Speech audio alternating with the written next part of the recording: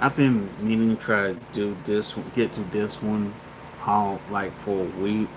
But I had there's other stuff that came out in the news that I'm gonna update y'all on later this week. But since we are here, there's a few things I want to talk about. I want to talk about Trump's attack on free speech.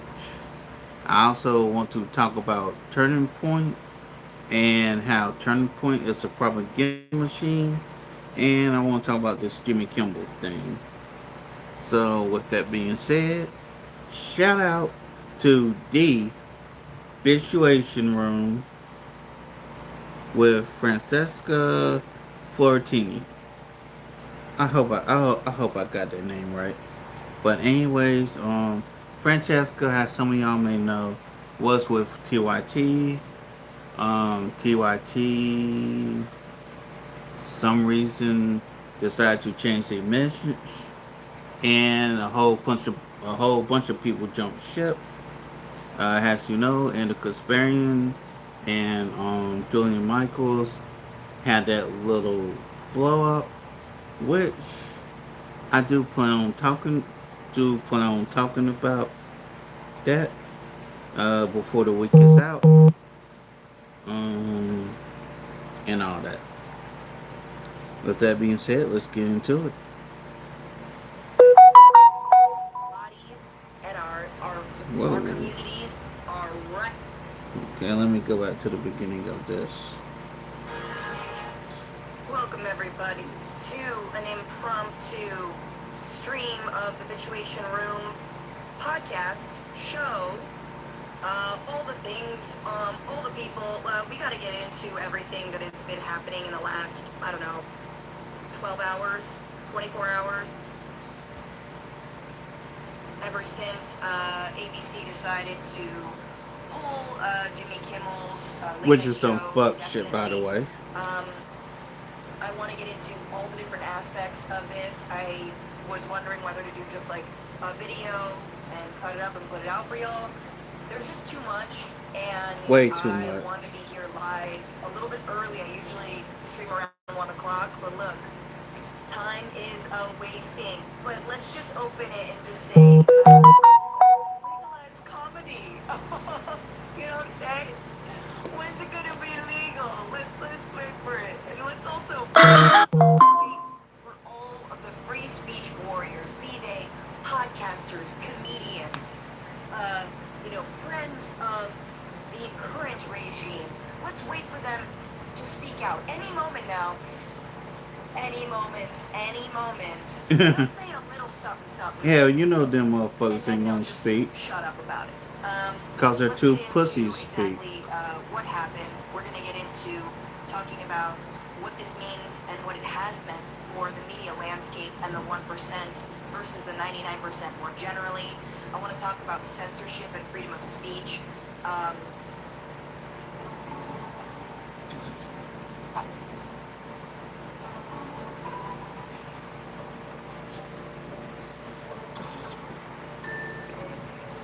the 99% more generally.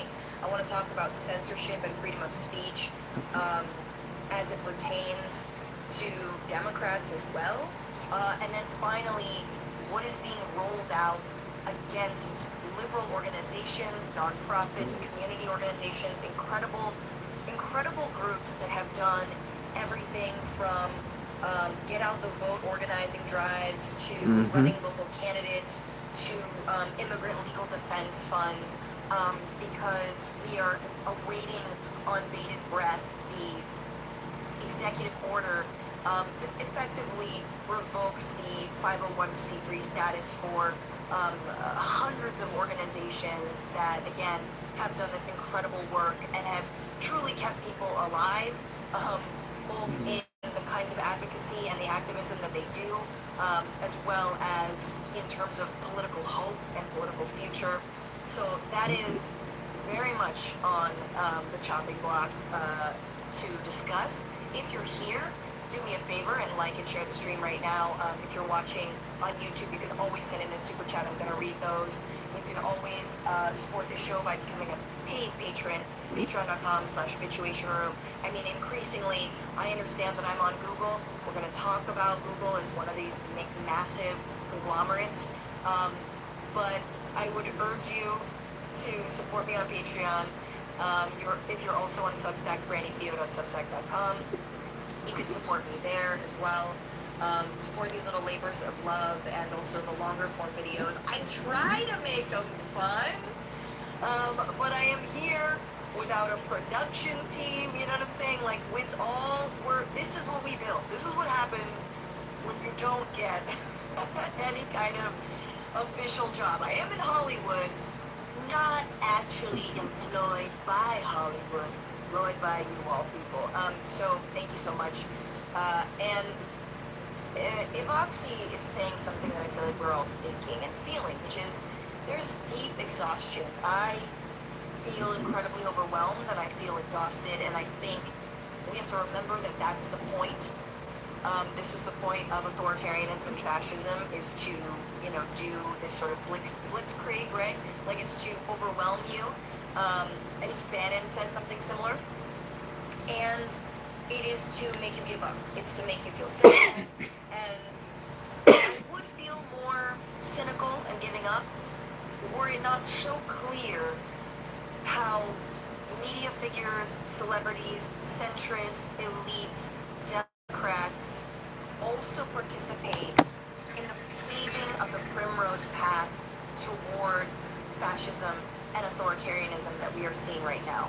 And so that's what gives me hope, is actually my anger at people who are ostensibly against what we're seeing, and people who believe in things like human rights and freedom of speech and, democratization of the media and public airwaves, right?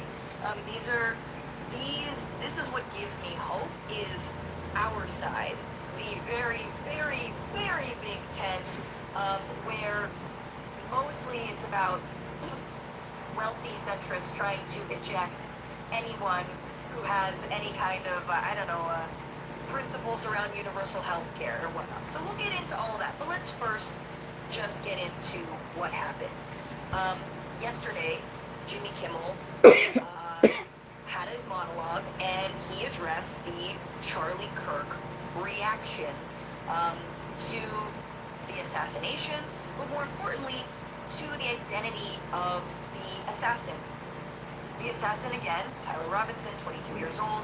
We don't know a lot about where he was coming from politically. We are being told very forcefully by Crazy Eyes Patel, who has been grilled by House members in the last couple days. Raccoon Eyes Patel. All kinds of things. We've been told very forcefully that this is a leftist, and we know that because he was bisexual, maybe. And that proves nothing. His sexual orientation don't prove a damn thing. His family said that he had left-leaning ideology, and we're also being conspicuously suspicious text messages that were released ostensibly from Tyler Robinson, and this was released by the FBI. And again, all of that to say, I'm not saying that this is not true, but that's the background. In case you've been lucky enough to be in a coma, oh my God, how was it? How was the sleep? Can I have some of that? And number two, this is where we are. And so Kimmel said yesterday on his Wednesday show this, and I want you to listen very carefully to what he actually said and what he didn't say. He's mostly making a comment about confidence is not a mindset, it's an achievement. In the HD 84X, get 3.9% APR. About the attempt to make it look like this guy, Tyler Robinson, was absolutely not a right-winger in any way, shape, or form, even though he dressed up as a Groyper meme, even though his entire family is Republican, his entire family is MAGA, and he's a massive gun nut. How many Antifa super soldiers do you know? How many, pussy hat wearing ladies do you know who also are groypers slash Pepe meme frog Halloween costumers. I mean, who are like know all their different automatic rifles, know how to use them. But anyway, so that's what his comment is about. Take a look. We had some new lows over the weekend with the MAGA gang desperately trying to characterize this kid who murdered Charlie Kirk as anything other than one of them, and with everything they can. He is one So of this them, was the part. but they not gonna admit that MAGA shit. desperately trying to paint this kid who murdered Charlie Kirk MAGA's not as gonna claim this anything but guy. one of them. Now, you can read that as him saying he was one of them. I would argue, I would posit that actually is not what he's saying. He's saying they're trying to make it look like he was definitely not one of them, which is true. That's absolutely true. He's not saying that he was one of them. He's saying that that's what they're doing, and they are, and they have been. It's the radical left, right? It's Nancy Mace trying to get Ilhan Omar censured, which, by the way, flopped. So that's what he's Giant waste of and time. let's play it again, and here's the joke. MAGA gang desperately trying to characterize this kid who murdered Charlie Kirk as anything other than one of them, and put everything they can to score political points from it. In between the finger pointing, there was grieving. On Friday, the White House flew the flags at half-staff, which got some criticism, but on a human level, you can see how hard the president is taking this. My condolences on the loss of your friend Charlie Kirk. May I ask, sir, firstly, how are you holding up over the last day and a half, sir? I think very good. And by the way, right there, you see all the trucks that just started construction of the new ballroom for the White House, which is something they've been trying to get, as you know, for about 150 years. Dumbass. Dumbass, dumbass, dumbass. Dude's a dumbass. So good, so funny. So the fourth stage of grief, construction. That is what Kimmel said. Now, as we all know, Kimmel has openly targeted Donald Trump, made fun of him. He's made fun of him. And this done it for years. At award shows. Kimmel is a darling of Hollywood. He often hosts the Emmys. I think he's also hosted the Academy Awards. He often goes after Donald Trump. And Trump has taken to Truth Social and be like, he's so unfunny. He constantly talks. Trump loves to talk about Jimmy Kimmel. It's been on and on and on. Remember when he said this about the Oscars? Has there ever been a worse? Isn't it a worst host? Okay, this is maybe grammatically correct. Has there ever been a worse host than Jimmy Kimmel? The Oscars is opening with that of a less than average person trying too hard to be something which he is not and can never be. What's so funny about that is, like, that's actually what makes people like comedians, is when they see, like, a less than average person being actually pretty fucking funny. So anyway, get rid of Kimmel and perhaps replace him with another washed up but cheap ABC talent, George Slopadopoulos. George Slopanopoulos. He would make everybody on stage look bigger, stronger, and more glamorous. Also a really bad politically correct show. And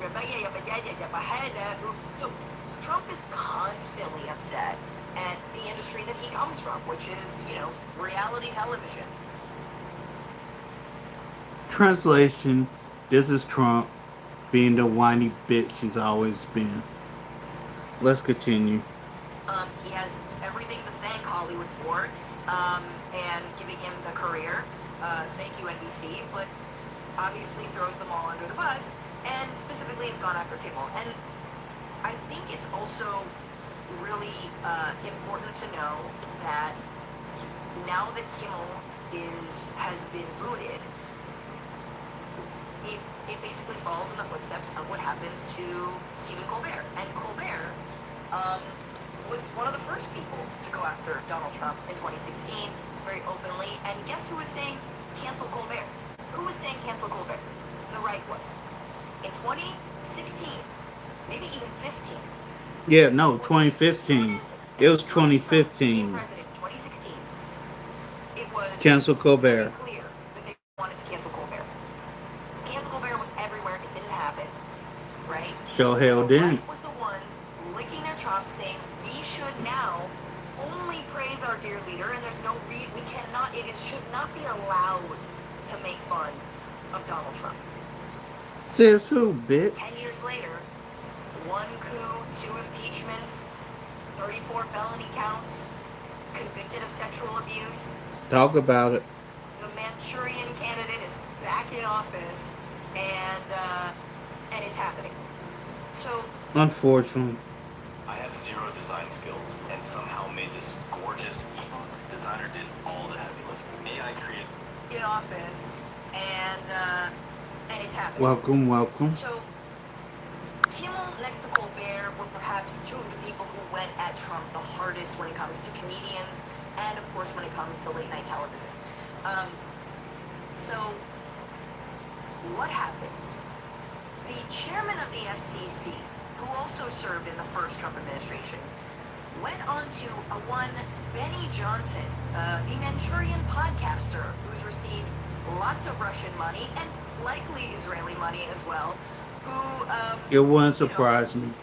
by the way, has a beautiful origin story himself. Benny Johnson was working for some actual news outlet, and I'm forgetting that which one. I can't remember, but he was found to have plagiarized 41 articles, and they were like, yeah, you're gonna get fired. And he used that, he leveraged that to be like, they're canceling me. Similar to Charlie Kirk, in fact. I didn't get into West Point because some black woman took my spot. You know, screw it all, screw DEI, you know, and I'm gonna go on and on. I'm gonna make a career out of this. And you have to find a bunch of billionaires to astroturf your entire political career. And that is exactly what Charlie Kirk did. Yep. And that is exactly what Benny Johnson does. Brendan Carr, the current head of the FCC, went on to Benny Johnson's show after, please correct me if I'm wrong, but I believe right after this joke aired, right after this monologue aired, and said what he wanted to see from ABC and from Disney and from affiliate stations that run and air Kimmel. So here's what he said to Benny Johnson. Actually take a licensed broadcaster. Frankly, I think that it's really sort of past time that a lot of these licensed broadcasters themselves push back on Comcast and Disney and say, listen, we are going to preempt, we're not going to run Kimmel anymore until you straighten this out. Because we, a licensed broadcaster, are running the possibility of fines or license revocation from the FCC if we continue to run content that ends up being a pattern of news distortion. So I think, again, Disney needs to see... How is someone giving an opinion this news distortion? Taking their content, it's time for them to step up and say, this, garbage, to the extent that that's what comes out of light in the future, isn't something that we think serves the needs of our local communities. But this sort of status quo is obviously not... How is someone giving an opinion a distortion of the news? We can do this the hard way, or we can do this the easy way, meaning the FCC, which, by the way, why are all of our government officials just doing podcasts? Yeah, why? Fucking, you got letterhead? Don't you? Use your letterhead, you Your dipshit. entire office? Or to put out something, write something, get ChatGPT to write it for you. We all know you're so good at doing that. CC Cash Patel. So that's him saying to Benny Johnson, he wants local affiliates to, on their own, self-censor and agree to not air Jimmy Kimmel. And guess what? They did exactly that. ABC yanked Kimmel off the air because local affiliates were saying they were not going to be airing Kimmel. And so there was no, we're going to yank it for tonight, we're going to edit that joke out, we're going to, we're going to just wait and, nut up and wait for Donald Trump to come sue us in whatever fashion or form. No. They preemptively not just took it off, yanked it for that night, they yanked it indefinitely. Basically, they pushed out. There is more to the story. They went out. That's what happened. That owns many ABC affiliate stations is called Nexstar. And Nexstar is trying to merge with another TV giant, Tegna. The merger is valued at $6.2 billion. It has to be Follow the approved money, by people. who? By Brendan Carr, by that guy that you just saw, the commissioner of the FCC. Because under our very Follow lax the but money. still existent media laws, you can only own a certain portion of local media markets. John Oliver did an incredible breakdown about Sinclair News and Sinclair Media owning a huge market share of local affiliate stations. But there are rules on how many you can own, right? So far, it's pretty lax. Again, it's something like 30 or 40. It's still owned like 30 or 40%. But this merger. 1 second, y'all.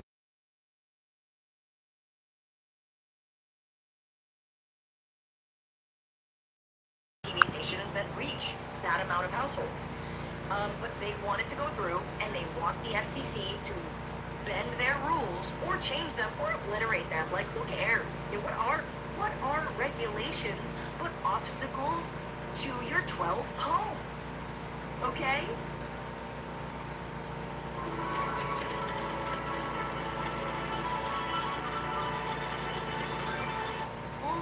To your 12th home. Okay? And so that's exactly what happened. They decided they would pull it, and they effectively did so after listening to Brendan Carr talk to Benny Johnson about how that's exactly what he wanted to see. And I am sure, just like we saw with the Skydance Paramount merger that now is owned by Larry and David Ellison, they will get their merger. They will get their merger, and thousands of people will be laid off. Tens of, whomever, however many people will be laid off, because that's what happens in mergers. But so, just so you know, that is the backstory, and I want to talk a little bit more about that, but just from a broader, our dear leader didn't like something, the MAGA movement didn't like something, and now this person has been muzzled and silenced. Here you have Donald Trump. Great news for America. The ratings challenge Jimmy Kimmel show is canceled. The ratings challenge Jimmy Kimmel show is canceled. Congratulations to ABC for finally having the courage to do what had to be done. Kimmel has zero talent and worse ratings than even Colbert, if that's possible. That leaves Jimmy and Seth, that means Jimmy Fallon, two total losers on fake news. NBC gave me my career. Their ratings are also horrible. Do it, NBC. President DJT. Do it, NBC! Yeah! Do it! Oh, don't worry, they will. All you gotta do is sue them. All you gotta do is sue them over nothing. Sue them over absolutely nothing, and they, like CBS, like ABC, will be paying those lawsuits. Because, of course, this is not the first time that ABC has done something like this. ABC settled a $15 million lawsuit after George Slapadopoulos said that Trump was convicted of rape. He was a rapist. It's like, no, sexual abuse. I love it's so much more poetic. It's a floweriness to the abuse. I like the abuse, right? So that's what they straight up paid them. And ABC's not even planning a merger. They're not doing the Skydance, Paramount, I guess their local affiliates are. This now makes more sense. But okay, so you paid him fucking $15 million as if he needed it. How many billions of dollars has he made off of his cryptocurrency just in his, meme coin or whatever in the last 9 months? Also, they fired Terry Moran, which is a long-time journalist. Terry Moran. What the hell did they fire that dude? He's like sliced white bread. This guy is safe AF when it comes to journalists. And that dude's been on Nightline for 15 years. Terry Moran did an interview with Trump. Was it? We do know that Terry Moran was the guy who, when he was sitting across from Donald Trump, and Trump was like, there was MS-13 on Kimmel Abreu Garcia's knuckles. Terry Moran was like, well, no, that was Photoshop. That was just added because to interpret what his tattoos might have meant. He was like, what do you mean Photoshop? What do you mean? And so they fired him. They fired Terry Moran. So ABC has a history of doing this. This is not surprising for ABC.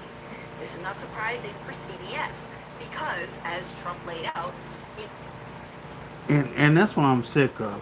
I'm sick of these people in media being scared of Trump. The hell you gonna be scared of this dude for? Fuck him. so CBS, they opted to do something different. They said Colbert's ratings were bad. Yeah, it's the Lies. ratings. And never mind Lies, all lies, television is dying. lies. Never mind that it's basically going extinct. We're gonna blame ratings for why we're canceling Colbert, and not the fact that we really wanted this Skydance Paramount merger to go through, and now Larry Ellison and David Ellison are at the helm of all of it. And oh yeah, now they want to buy TikTok. And so they also had their own settlement, paid $16 million to Donald Trump over editing an interview with Kamala Harris. Remember that? Remember the edited interview with Kamala Harris that Trump freaked out about after he won the election? Like, what are you doing, my guy? You won. You won. Like, this is like them going back to 2016 and being like, the Russia hoax made me win less. You won. But in our, and it's like, lawyers make this country go round, but for the love of God, lawsuits and lawyers and all this bullshit, it really is just, it's a game that rich people play. And it's certainly a game that the powerful play to prey on others. Like, that's what we've been doing. But the powerful, in this case, People like Donald Trump like to use the legal system to bully people, which is basically what he's done all his whole entire life. Is if he don't like you, he's going to use the legal system to bully you, and that's just what it is. not like he's, suing some random person. He's suing a massive media conglomerate that can't stand up to him because they don't want to. Because they don't want to. So they paid $16 million, CBS did, because they edited an interview with Kamala Harris to make her sound cogent, which I think we were all appreciative of. Meanwhile, Donald Trump himself has a Fox News interview that's like completely, like, you can almost hear them doing like, could we take that again? Like, it's the most edited thing you've ever seen. And again, It's officially summer reading season. Warby Parker has the perfect glasses and sunglasses.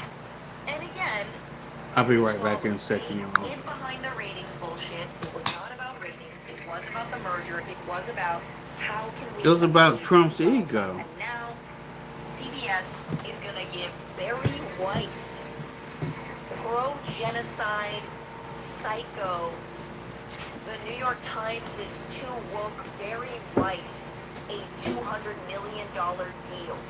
Okay? Why? Because they are rabid Zionists. Because they are rabidly committed to the ethnic cleansing of Palestinian people and anyone who would speak out about it. They also want to buy TikTok, as I mentioned earlier. Now put a pin in that. Put a pin in that for half a second, because we gotta stop there. Please send in your super chats, your comments. I appreciate you. We're also live over on Instagram for a few people who are watching, but I encourage you to jump over to YouTube. Let's see.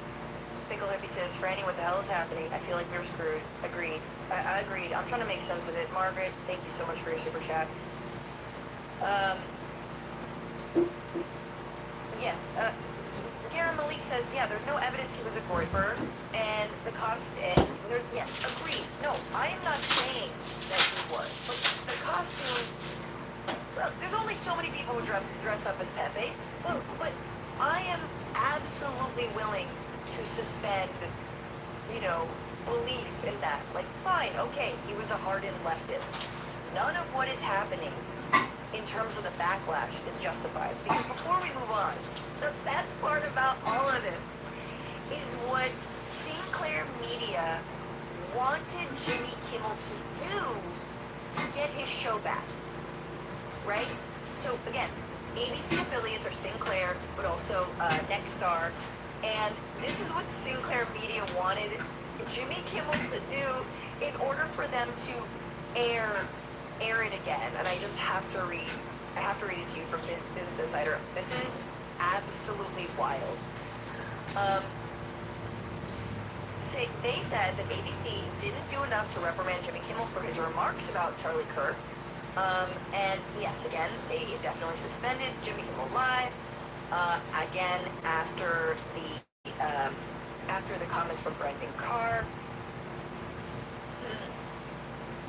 Here we go. Sinclair listed demands for Kimmel's return, including that he should offer a direct apology to Kirk's family. Why? Furthermore, we asked him to make a meaningful personal donation to the Kirk family and Turning Point USA. Lie. Regardless of ABC's plans for the future, Sinclair intends not to return Jimmy Kimmel Live to our air until we're confident that the appropriate steps have been taken to uphold the standards of expected of a national broadcast platform.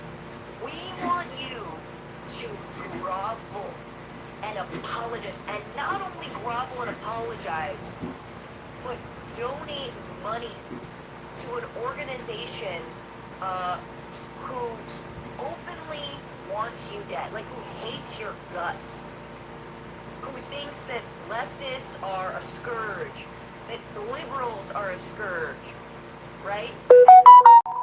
You know, black women, not all black women. Hey, JD, if you're watching this, not all black women, just Ketanji Brown Jackson, Kamala Harris, Michelle Obama. The 3 black women don't have the brain processing power. An organization whose own members. Remember when we learned about Turning Point USA having their racist text messages going like, I hate blacks. I'm sorry, I do. Yeah, that was an article by Jane Mayer a few years ago. Okay?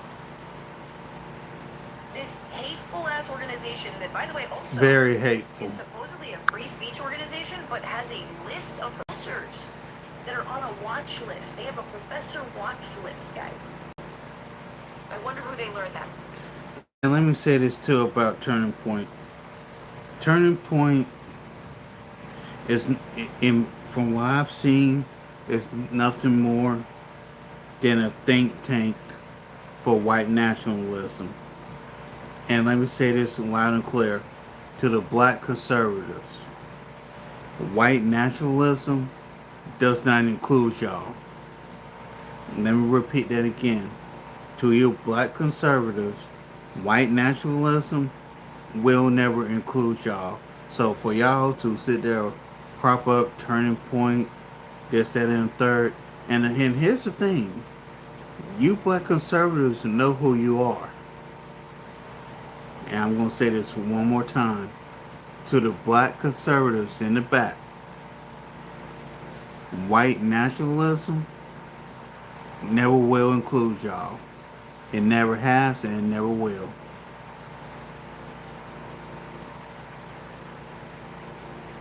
Let's get back into this.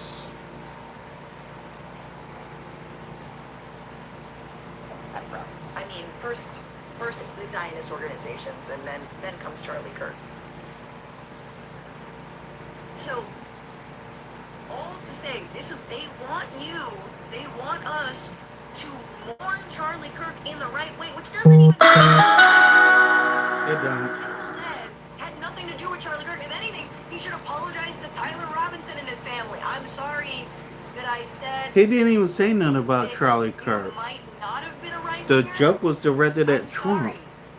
Like, you should issue that apology to Tyler Robinson's family, or to the right. Or do you want what about just a handwritten love letter to Donald Trump? Roses are red, violets are blue. Your ass is orange, and you smell like poo. Like that's, you know what I mean? This isn't just a wallet, it's a rare find. There's something different about owning something almost nobody else has. That's why when Rich dropped it, you smell it. Like that's, you know what I mean? So, this is the kind of obedience that this regime is demanding, and not only that, but let's keep it It's real, being guys. authoritarian. All of these cable news outlets and these broadcasting networks, all of these affiliate stations. And I'm going to say this too about Trump's White House. If you look back at how China was in the 70s with the Imperial Army and look at how the White House is now, it's two different sides of the same mirror. Whether y'all like it or not, the views of Trump's cabinet are imperialistic views. Take it or leave it. Stations, they are all deeply right-wing. Deeply right-wing. John Oliver has done incredible breakdowns about Sinclair Media. I don't know enough about Nexstar, but we know that the line comes down from corporate, and it gets repeated over and over and over and over and over and over again. There's a reason that your local affiliate stations were running wall-to-wall coverage of Charlie Kirk, but did not talk about Melissa Hortman and her husband and her dog, who were murdered in cold blood by a crazed Republican MAGA voter. Bias. There's a reason. It's And bias. that's because the people who own these stations are incredibly right-wing. Yep, that too. All they do to us is That fill us too. with fear about some, local thief or local migrant who did a crime, right? Like, that's what local news is there to do. It's to terrify you and to keep you feeling alienated and separate. Now, local news is also powerful. It could be doing a good job. I mean, hell, over here, KTLA, like, they've been doing some good stuff after the fires, in these, as we are still under attack from ICE every damn day, but they're going to eventually move on, and they're going to go to something else that's sensational. So, remember who are the owners of these people. Not only are they, like, greedy little pricks, but they are deeply right-wing. And Brendan Carr, chairman of the FCC, ain't going to stop there. He is not going to stop at that. What ratings have come down? Here he is on CNBC. I guess, maybe CNBC was like, oh God, let's extend an olive branch. Comcast is scared. Here's Brendan Carr saying he's happy about what happened, and he wants to see more obedience from other networks and other channels. Across the board, as a result of course, people just don't watch clearly like they did. I mean, I can go back and insult my colleagues to remembering, though, times of Johnny Carson. Now, again, to that point, Chairman, I mean, the administration in power was typically the subject of most of his jokes, as would seem to be the Always. case now. I mean, these aren't comedians we're talking about. And I'm going to say this too, very loud and very clear. Political satire is free speech. I don't care if y'all like, whoever likes it or whoever don't like it. Political satire is a part of free speech, and free speech that shouldn't be under attack in any way, shape, or form. This is not the news. Well, look, I can tell you, Jimmy Kimmel is no Johnny Carson, and the issue that arose here, where lots and lots of people were upset, was not a joke. It was not, making fun or pillaring me or the administration or the president. It was appearing to directly mislead the American public about a significant fact, and probably one of the most significant political events we've had in a long time. It's really the most significant political assassination we've seen in a long time. And so I don't think anybody's going to try to defend what Kimmel said, and I certainly defer to the I discussion. love it. I don't think anyone's going to defend what Kimmel said. You should. You should actually defend what he said.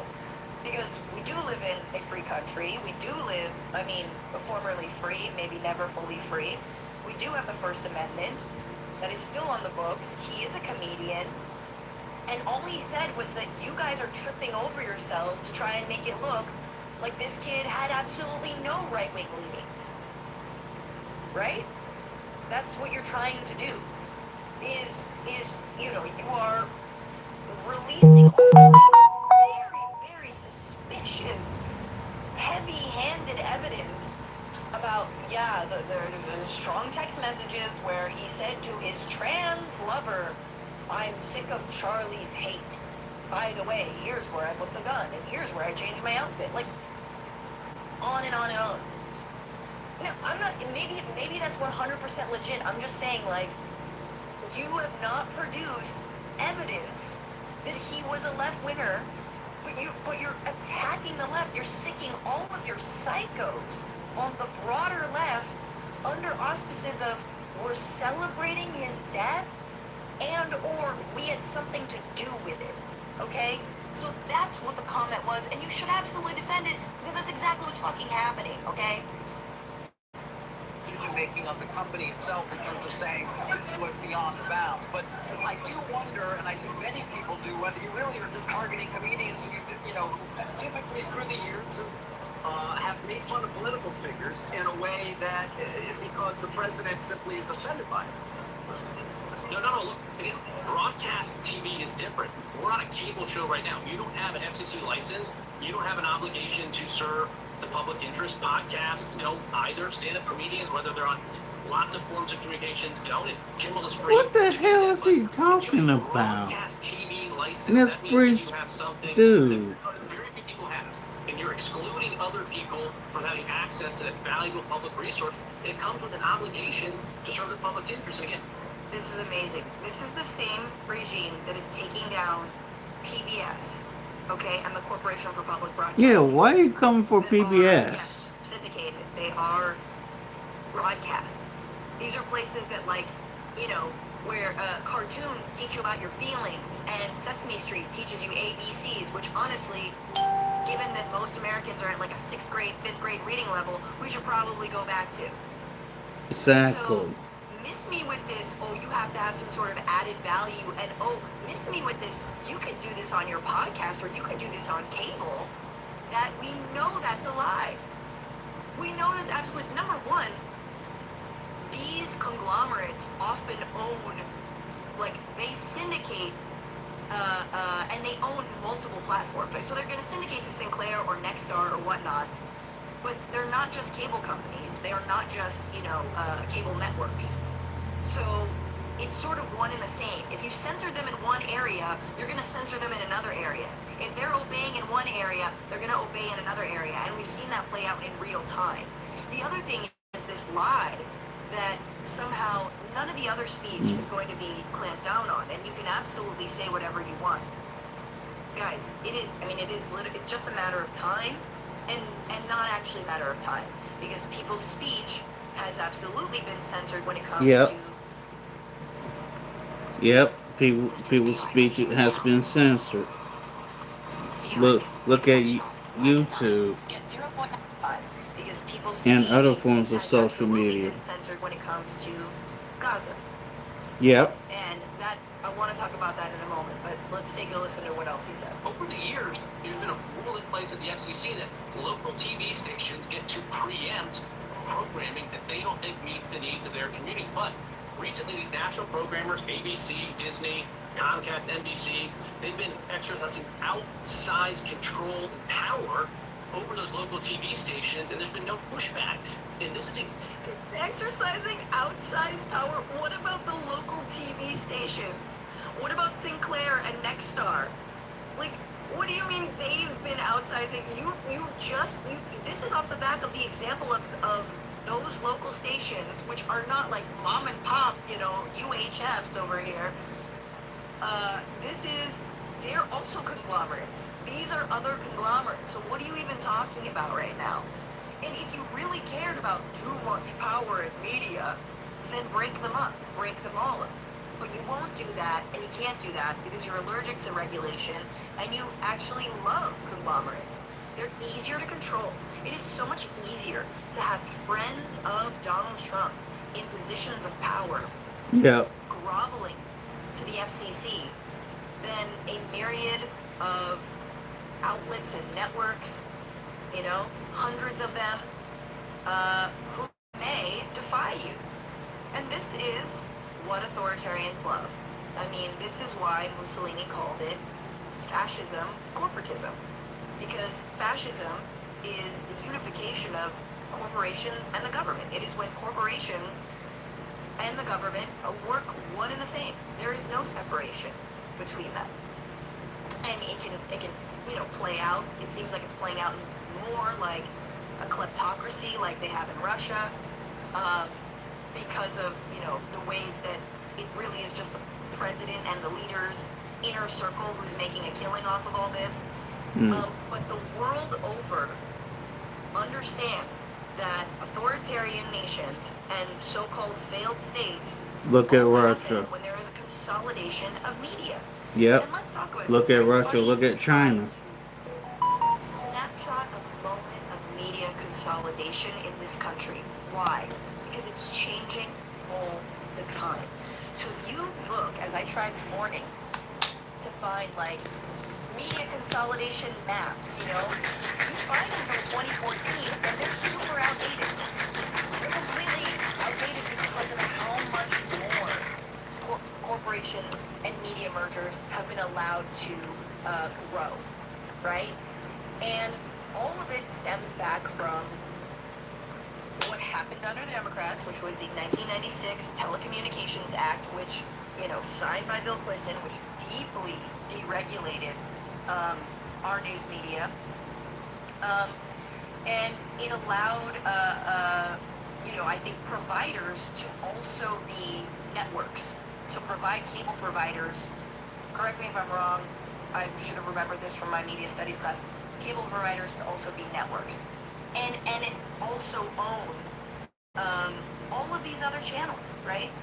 And it's really important to understand that as we try to undo the Gordian knot of authoritarianism and fascism and try to remember what the hell democracy actually is, it actually has to do with democratizing the airwaves. It deeply has to do with democratizing the airwaves. It deeply has to do with breaking up, of course, big tech, which is increasingly in media, as we know, but breaking up these massive media conglomerates. There are five media conglomerates. Back in 1983, there were 50 companies that controlled the U.S. media market. Now there are 5.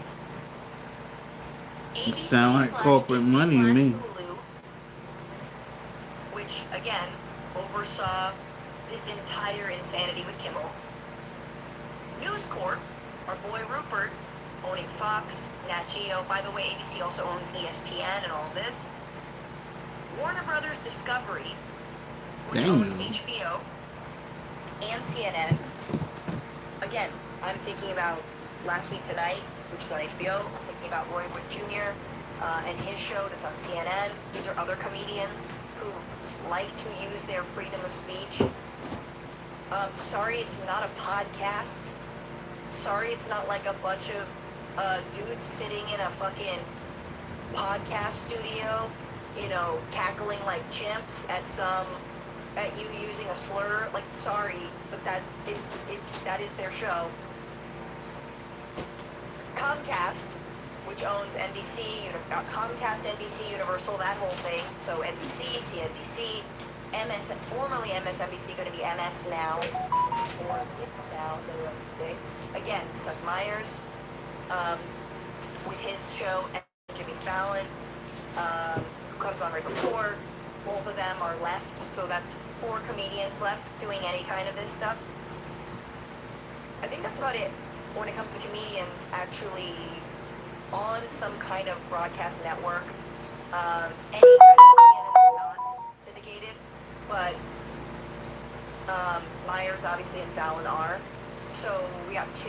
We got two left, as Trump pointed out before. Then you've got You should be ready. Ready for what? What are you saying happened?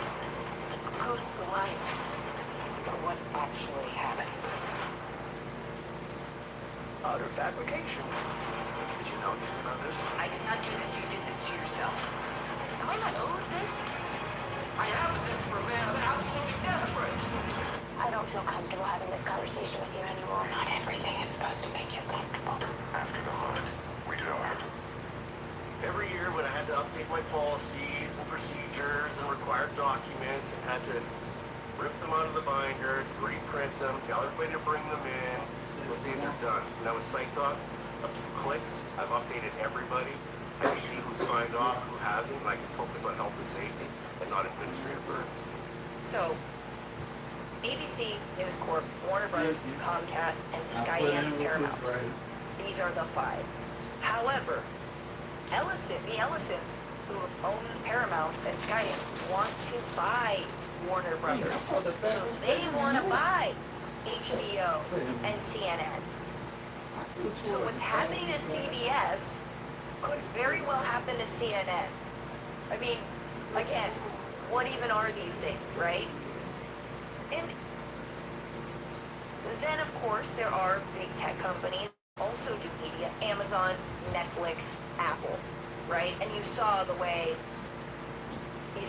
Bezos, who was at the inauguration, Apple, who, Tim Cook, what did he offer Donald Trump? Some fucking golden, well, I don't know what the hell it was, something gold. It was like, I don't know, what do we got? Let's encase a laptop in gold and give it to it. Right? Like, they are all bending over. Why? Because they're filthy rich capitalists. And they don't want regulation. And the line in the sand has been drawn. There are no good guys in media, okay? There's nobody like, woke and deep and cool in news media. Or media. That doesn't exist, okay? These are the filthy rich barons of media, and they want it all, baby. They want all the mergers, and they want all the layoffs, and they want a smaller and smaller and smaller slice of the pie if you happen to work in media, whether you're a writer, an actor, you work in production, whether you are a journalist, whether you are a producer, a broadcast, whatever you are, they want to get rid of your job. And AI is absolutely helping them do that. This is a massive attack on workers in the media sphere as well. So it isn't just a authoritarian silencing of free speech. That is sort of that's an externality. That is something, that's a casualty of the real prize, which is I don't want any barriers to me making more money, making more people impoverished. Amazon doesn't want any barriers when they, open up a private healthcare entity as they're getting into, right? They want to be the all-seeing, all-knowing uni corporation, and they're kind of all vying to get to that point. And it is very depressing as someone who knows people who wrote on Kimmel, who are incredible comedians, who are very funny, who are smart. It is depressing as someone who is a comedian, who, at one point in my life, / currently was like, hey, maybe one day, the Frantifa, if we're not a terrorist organization yet, can be elevated, right, to one of these networks or deals and whatnot. And I've had fits and starts of that. But it's all curtains, y'all. It's curtains. It's curtains unless workers stand up. Mm-hmm. And we had, off the back of the pandemic, which really crushed Hollywood in so many ways, the 1% in the industry wants you to believe that it's the taxes of California and, the taxes and all that. That's why. It's bullshit. It's bullshit. They want to merge. They want to downsize. They want to streamline as much as possible. Also, because streaming was their big bubble. It was their big swing. And guess what? It's not as lucrative as they all fucking thought it would be. And so now they're looking to cover their asses for their own losses, right? So they're scrimping and saving, and they're squeezing. And the SAG-AFTRA strikes and the WGA strikes that came off the back of the pandemic were a moment. And thank God, they were an incredible moment. However, and I'm not on the inside of this, but it seems like the deal that was struck did not go far enough to protect workers. Did not go far enough to protect actors and writers, especially from things like AI. It didn't. So, no matter how many new tax breaks, the governor of California or Karen Bass about Los Angeles is promising Hollywood, they don't want it. They don't want it because the goal is more and more money. I mean, Hollywood, it truly is dead. Media is dying. It's all being sold for parts. And so, of course, it is right to be stripped for parts, to be sold to the, highest bidder. Uh-huh.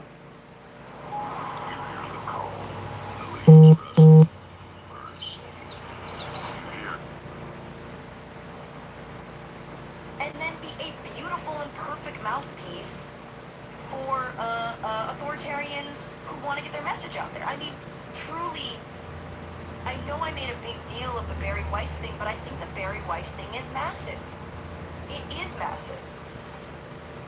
You're giving someone who has no business on CBS control over, thank God, only their opinion section, but who knows? It's a model. You're going to see the podcasters who relish in the fact that they are podcasters and they're anti-establishment and they don't even accept deals. They're going to get deals. Benny Johnson will get deals. Tim Bull will get deals. All these ghouls will get their deals. Yep. Because they are the mouthpieces of corporatism, of fascism. And they're necessary to build our consent to be controlled the way that we are. And I'm sorry I said that with a smile. There's only one way to say it. With a smile. Julie, thank you for giving out memberships over on YouTube. Hell yeah. If you want to become a member on YouTube, you get all of our deep dives early. And you support this show and me doing these impromptu streams. You can become a patron, patreon.com/vituationroom. Thank you, Mina, also for becoming for being a member, proud member of the Frantifa. Indeed, Rarbear says Fox News reporting to be a news organization. Yeah, Fox News, one of the 5 main conglomerates. Also, they say what do their newscasters always say, that they're not mainstream news, mainstream media. Now, I do think, Night of Cypher says Project 2025 happening way faster than we thought. Yeah, this is all foretold. Foretold in the book of Project 2025. And yet, the groundwork has been laid by both Democrats and Republicans alike. And I think, before I get into the comedy angle of this, I think it's really important to say that Bill Clinton passed that 1996 Telecommunications Act that deregulated so much of our media, that changed 50 news outlets in 1983 to 5 news outlets, or 5 outlets, media conglomerates in 2025. And fewer, and fewer, and fewer. Democrats are not the party of the working class. Democrats have long relinquished the reins to doing anything to rein in big tech or big media. You had fits and starts with Lena Khan. Elizabeth Warren has been out on her own largely. But then you have people who somehow think we can play that game too. And if only we had our Rogan and we had our this and that. They don't want you. They don't want you. You are not going to be the mouthpiece of the 1%. You're not going to distract people by talking about immigrant crime or whatever the hell. Right? Some people do that shit for free. The point is that you can never compete in this game. So stop doing it. And Democrats, again, have paved the way. They have helped this happen. And in part, how they've helped this happen, and this is really key, is silencing speech around Palestine. Now, I know that for some of you, you might think that's a leap, or you don't understand how that is connected. It is deeply connected. Because for 2 years, from 2022, from 2023 until 2025, until now, but specifically after October 7th, 2023, speech around Palestine, around genocide, around the occupation was censored. And it was called anti-Semitism. And it was censored by all kinds of people from all kinds of political stripes. Democrats, media conglomerates that purported themselves to be allies and in solidarity and doing this to protect our Jewish family and communities, despite the fact that it was Jews and it is Jews leading the charge in so many of these protests that were so violently repressed. It was your governors calling police on your student campuses. Facts. It was your universities allowing counter-protesters. I'm to still here, bludgeon y'all. students. I gotta go It was your universities cook some real allowing quick. themselves to be swayed by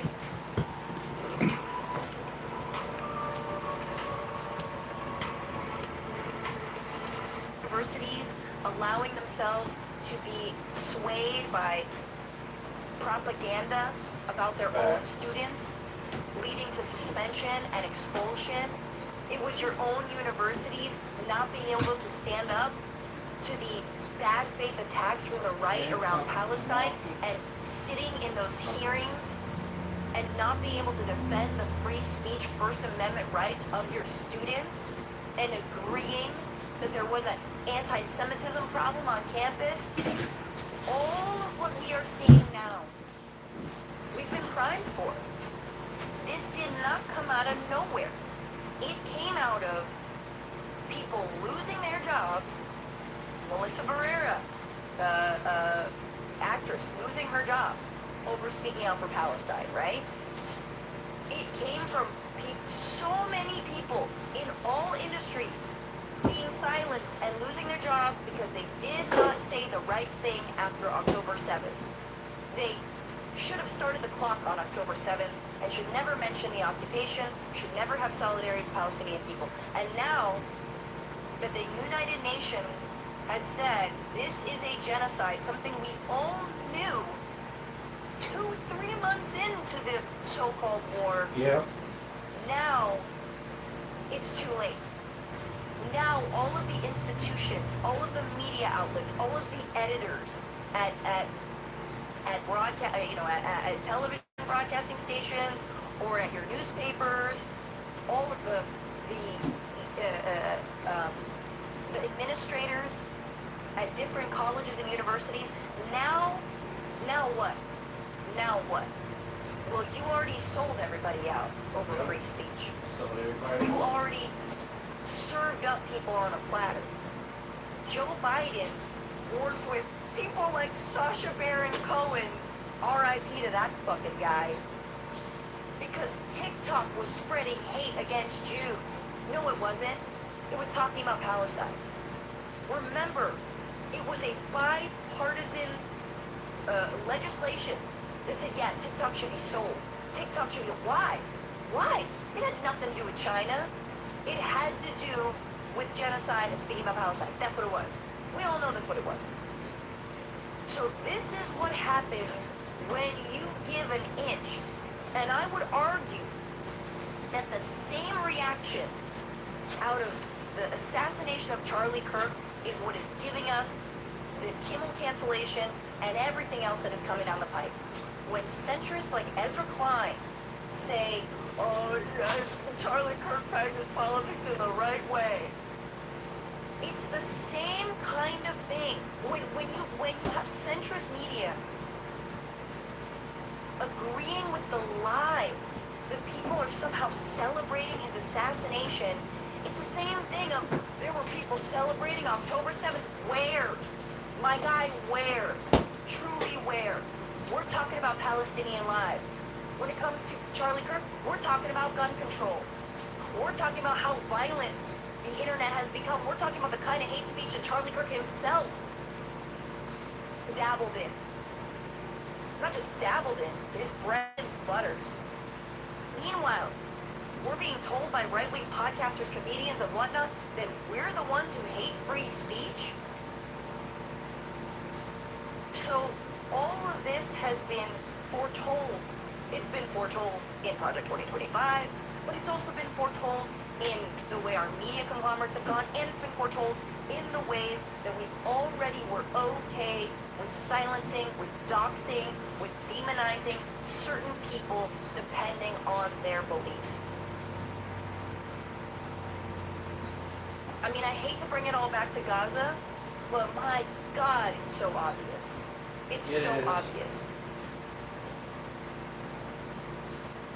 The Trump administration saw that. I mean, Trump regime and their lackeys and their ghouls saw that happening under Biden, and they were like, can't get my notes. And you wanted us to, like, protect democracy. BTW, I am obviously the person that said you should vote for fucking Kamala Harris. I said it a million ways. But, come on. We are supposed to believe the Democrats care about free speech. We're supposed to believe the Democrats care about big money in our politics. We're supposed to care, pretend, and believe that they care about any of this. About the Constitution. When Merrick Garland did F all to hold Donald Trump accountable. When you did nothing to expand the Supreme Court or regulate it, when you knew there were these bribes, open bribing happening in the highest court in this country? What are we supposed to think? What are we supposed to think about you? Our firm here at Kate Grubb is able to handle the entire family unit. Our goal is to help families that are in crisis. This is a family business. We're a family that's designed to help other families. Clients need to have an advocate on their side. At Kate and Grubb, we're going to assist you through the hardest time of your life. We'll listen to you, we'll fight for you, and we'll do our best to protect you. At Kate and Grubb, we're going to do everything we can to put you on the right path. In the Champions League, every picture tells a story, and every great story needs an audience. Hold on, y'all. The UEFA Champions League, every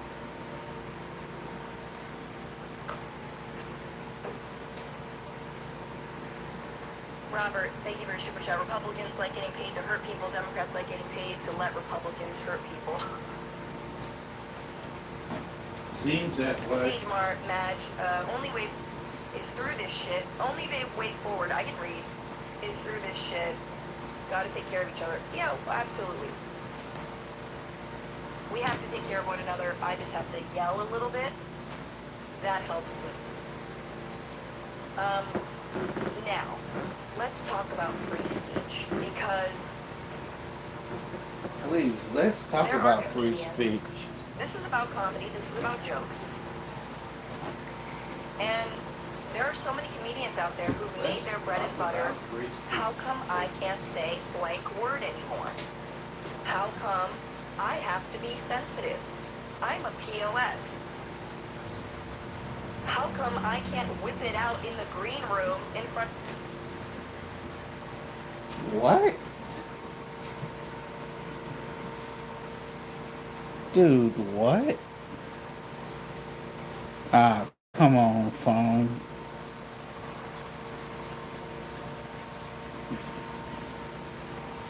Plug this in. Come on, phone.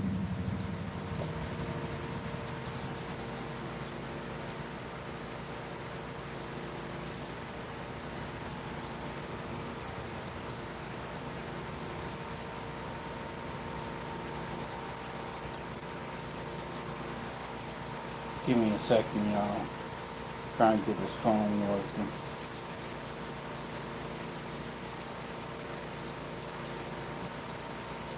I don't know why it does that. Like, certain times of the day, the damn connection don't want to work.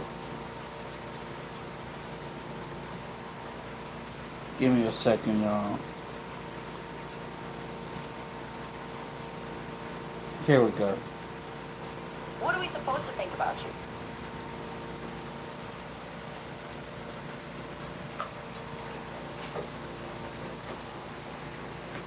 Robert, thank you for your super chat. Republicans like getting paid to hurt people. Democrats like getting paid to let Republicans hurt people.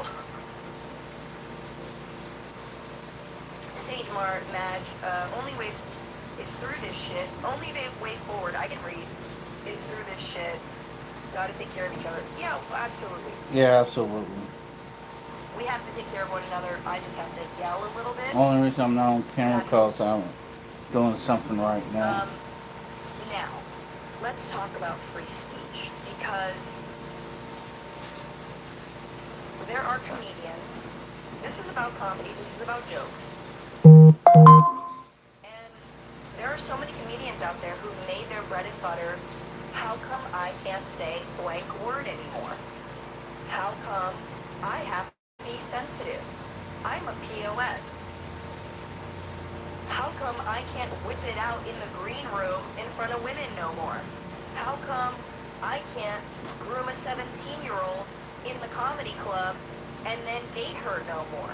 How come I can't come on to a bunch of my audience members who are underage? How come the Me Too movement came for me? Right? We are still living in a backlash of a fragile male hack comic who can't get over that the world moves on and doesn't find your take my wife material funny no more. Okay? And they've made it their brand because Donald Trump has made it his brand. My man is stuck in the 80s, okay? He is a Robin Leach MFer, right? He is the why can't I grab him by the P word anymore? This is the guy. This is a throwback. We are in the final, it's one big college, high school reunion, not college. It's a one big high school reunion. Donald Trump's the bully, and you're like, why can't we relive the magic? Meanwhile, everyone's like, wow, I can't believe you're butt-chugging vodka. You're a 45-year-old man. You know what I mean? That's where we are as a country and as a culture. Yep, that's where we are, unfortunately. In comedy, hasn't just been to women. It's a... Ah, come on. Come on.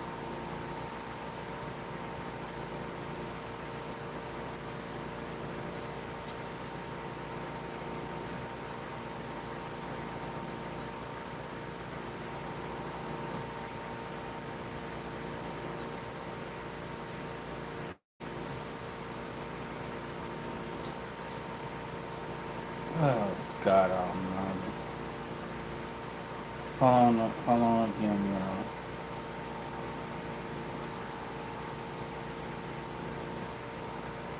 Come on. Hold on.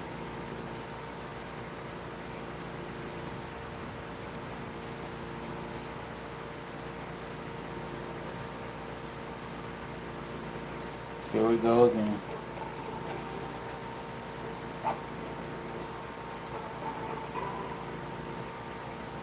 Absolutely. We have to take care of one another. I just have to yell.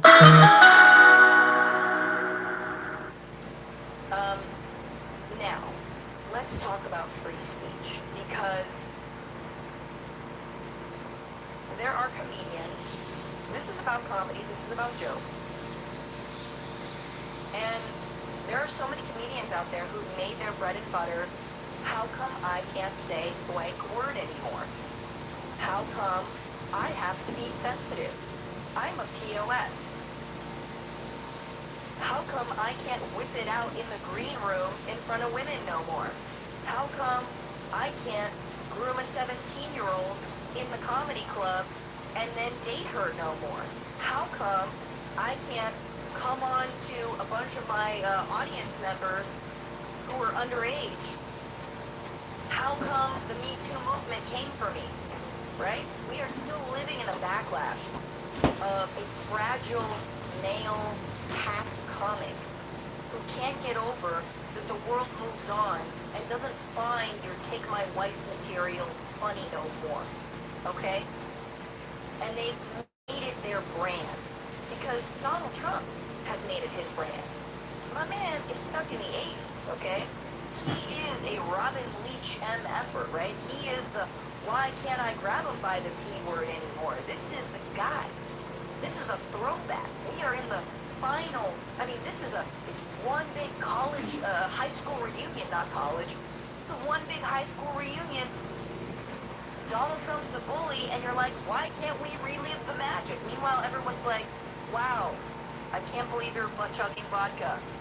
You're a 45-year-old man. You know what I mean? That's where we are as a country and as a Basically. And the backlash in comedy hasn't just been to women, it's also been...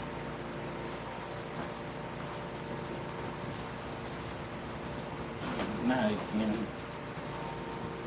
Let me speed this up, y'all. Let's get over this.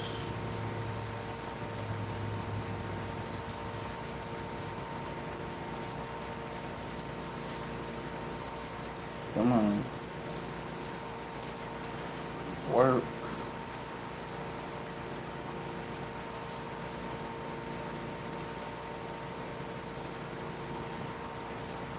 Why won't you work? Damn you. Piece of shit.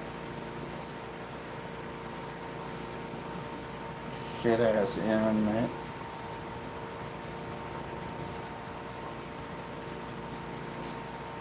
Those who answer the call of the vagabond know that the best stories aren't about... Can't say blank word anymore.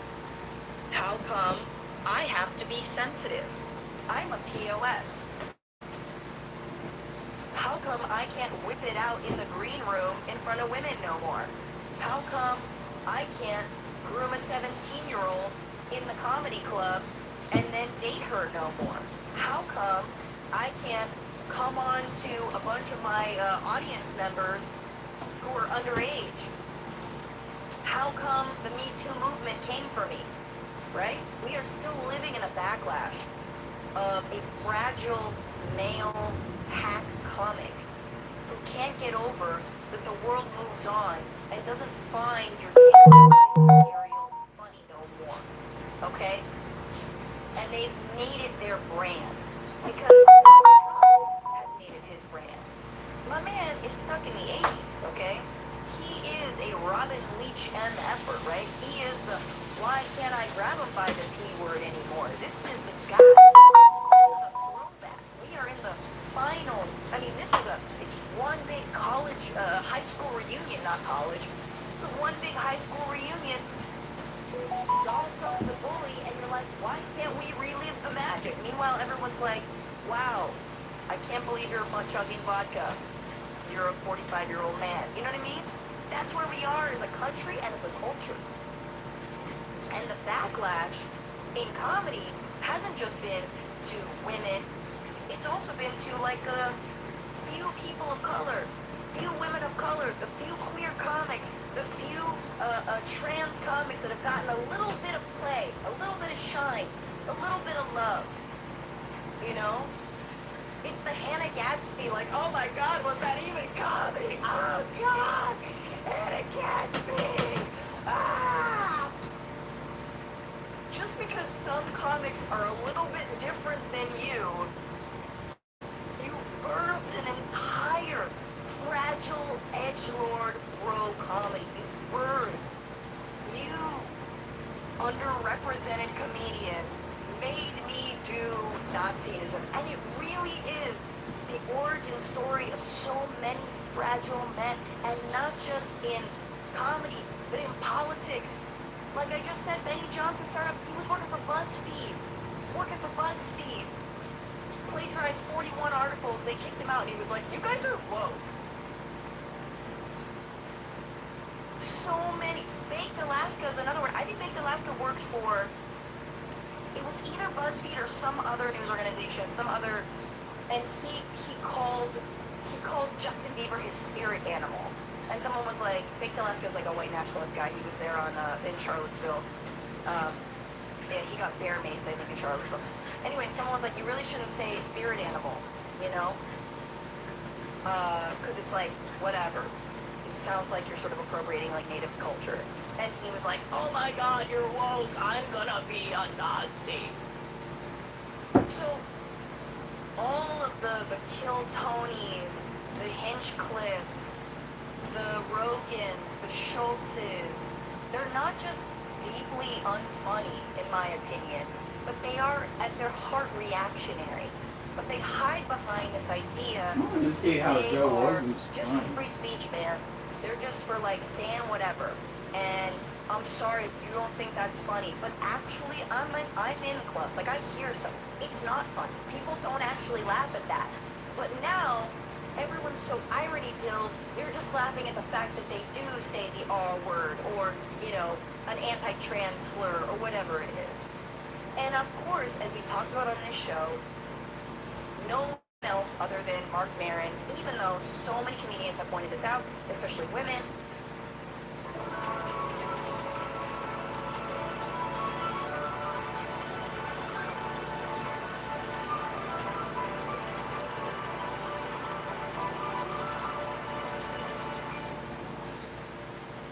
Alright, so that's one pair of glasses. Yep. With prescription lenses. Plus anti-reflective lens coating. oh, Scratch-resistant coating. Did I choose? UV protection. Oof. Award-winning customer service. That's me. That's also me. Free returns, free exchanges, and free frame adjustments for life. And how much more is that? Oh, it's all included at Warby Parker. So my glasses Are still just $95. Oh. Surprise! I just get excited. especially women and people of color and queer people, have pointed out the reactionary tendencies within comedy and why they are happening and how sad they are and how even people who are so-called canceled are never actually canceled because clubs will still book Louis, Chris D'Elia, you know, who's that guy? Brian, remember? All these, like, people who've been outed as predators, they still get booked. I'm back. Canceling. No, you know what? Even canceled. I'm and back. They are deafeningly silent. Dave Chappelle. How many specials has he done about trans people being weird? Did And too. has said nothing so far. I wouldn't be surprised if Chappelle would say something. Because Chappelle, I think, he likes to sort of like, you know, he reads the room. Ricky Gervais loves being, like, punching down. Loves it. Has said Yeah, what happened to Ricky Gervais? I haven't seen him lately. Andrew Schultz. I was like, what has Andrew Schultz said? And so I went to his Instagram. I don't follow him. But I saw he posted last night. Left. Fascism is wrong unless you kill our political opponents and then we'll celebrate it. What? Where? Again. Who? Where? What are you talking about? Right. Cancel culture is wrong unless you cancel the shows of our political opponents and then we'll celebrate it. The vast majority of Americans that I speak to are repulsed by this behavior, and yet there's almost no representation of this sentiment in media, independent or mainstream. How is that possible? It's because you guys have made it impossible to have honest conversations. Okay? Number one, it's everywhere. You want both sides? Go to Bill Maher. You want both sides? He's got a show on HBO. You want both sides? Go to Piers Morgan. You want both sides?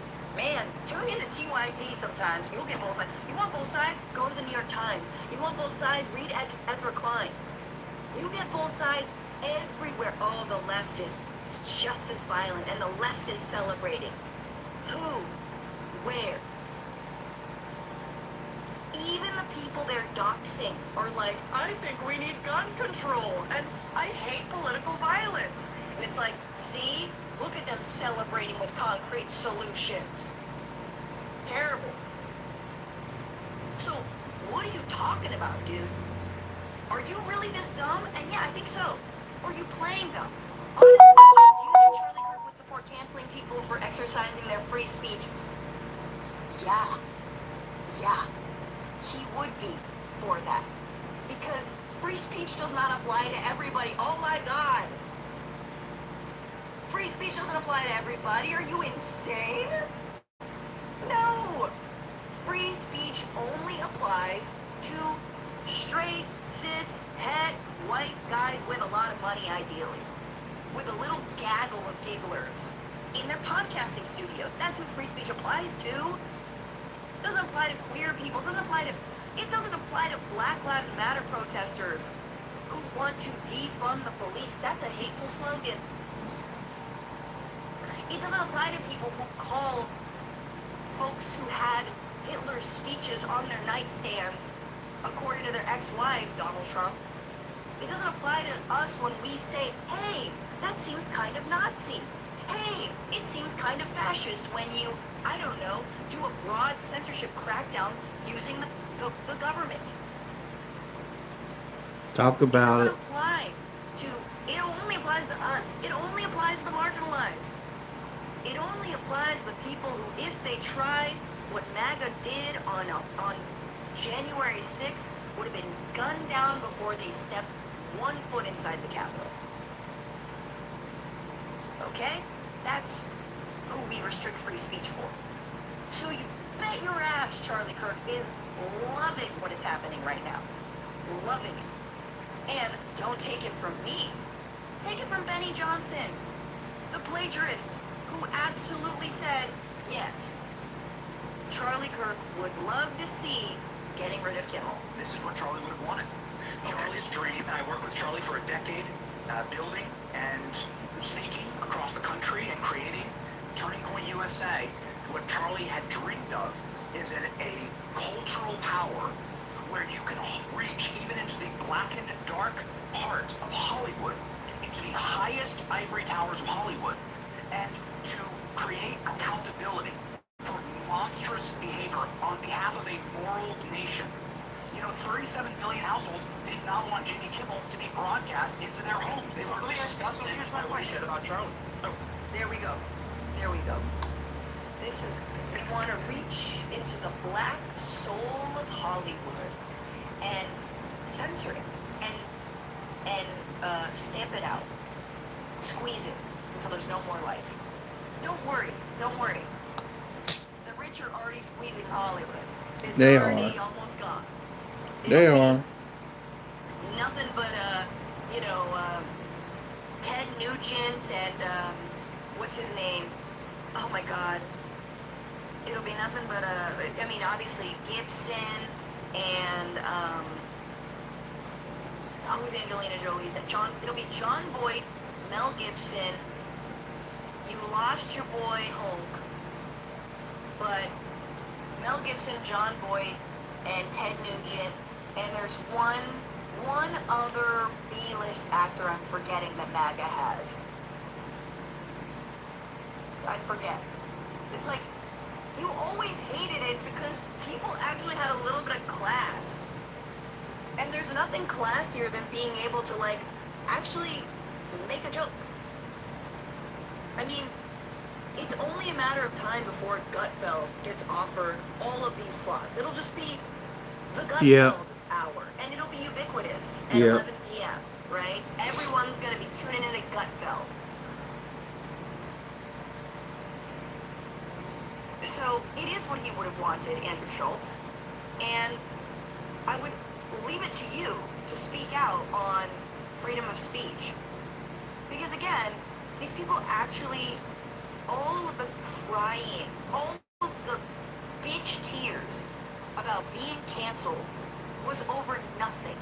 It was over nothing. What arm of government did official canceling? No. It was corporations and individuals taking it upon themselves to be like, you know what? Gina Carano is sharing an anti-Semitic meme. We told her not to like 5 times. I think we might let her go. That was on them. Should they have other processes to go, you know, to elevate that to HR? Maybe. I don't know. But that's a private corporation. Right? Exactly. Now, you could argue this was also a private corporation, Disney, ABC, except The FCC asked them to and effectively threatened them. So, all of the things that the anti-woke right has projected onto the rest of us and how we cancel people. Oh my god. Why? Because there was a Twitter kerfuffle and people talked shit about you and didn't like your special or whatever? That's not cancellation. Nobody had the weaponization of government. Joe Biden didn't come after you. Barack Obama didn't come after you. There was no platform. There was no Project 2025 censorship coming from Democrats. You got your specials. You got your Netflix deal with Kill Tony. You got your 4-part anti-trans diatribe with Dave Chappelle. Let's just be honest about it. You still book arenas. You still book. Nobody's canceling you. And you gotta ask yourself, why? Why? Why are you safe for fascism? What is it about what you say? What is it about what you represent? What is it about what you don't ask? What is it about the softball interviews that you dole out to powerful people that makes you so fitting for this moment of corporate fascism? You're a milky brain dumbass.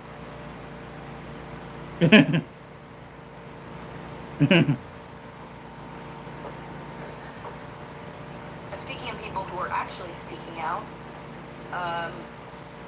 here is Mark Maron. And Mark Maron has a new special on HBO, which he talks about this precise thing and the sort of upside down that we live in. And here he is. Look, please direct me to others with the kinds of reach that Maron has, who are saying this stuff. But here's what Maron had to say. Jimmy Kimmel has been muzzled and taken off the air by his network ABC, who are buckling to and trying to appease the next RP. Come on.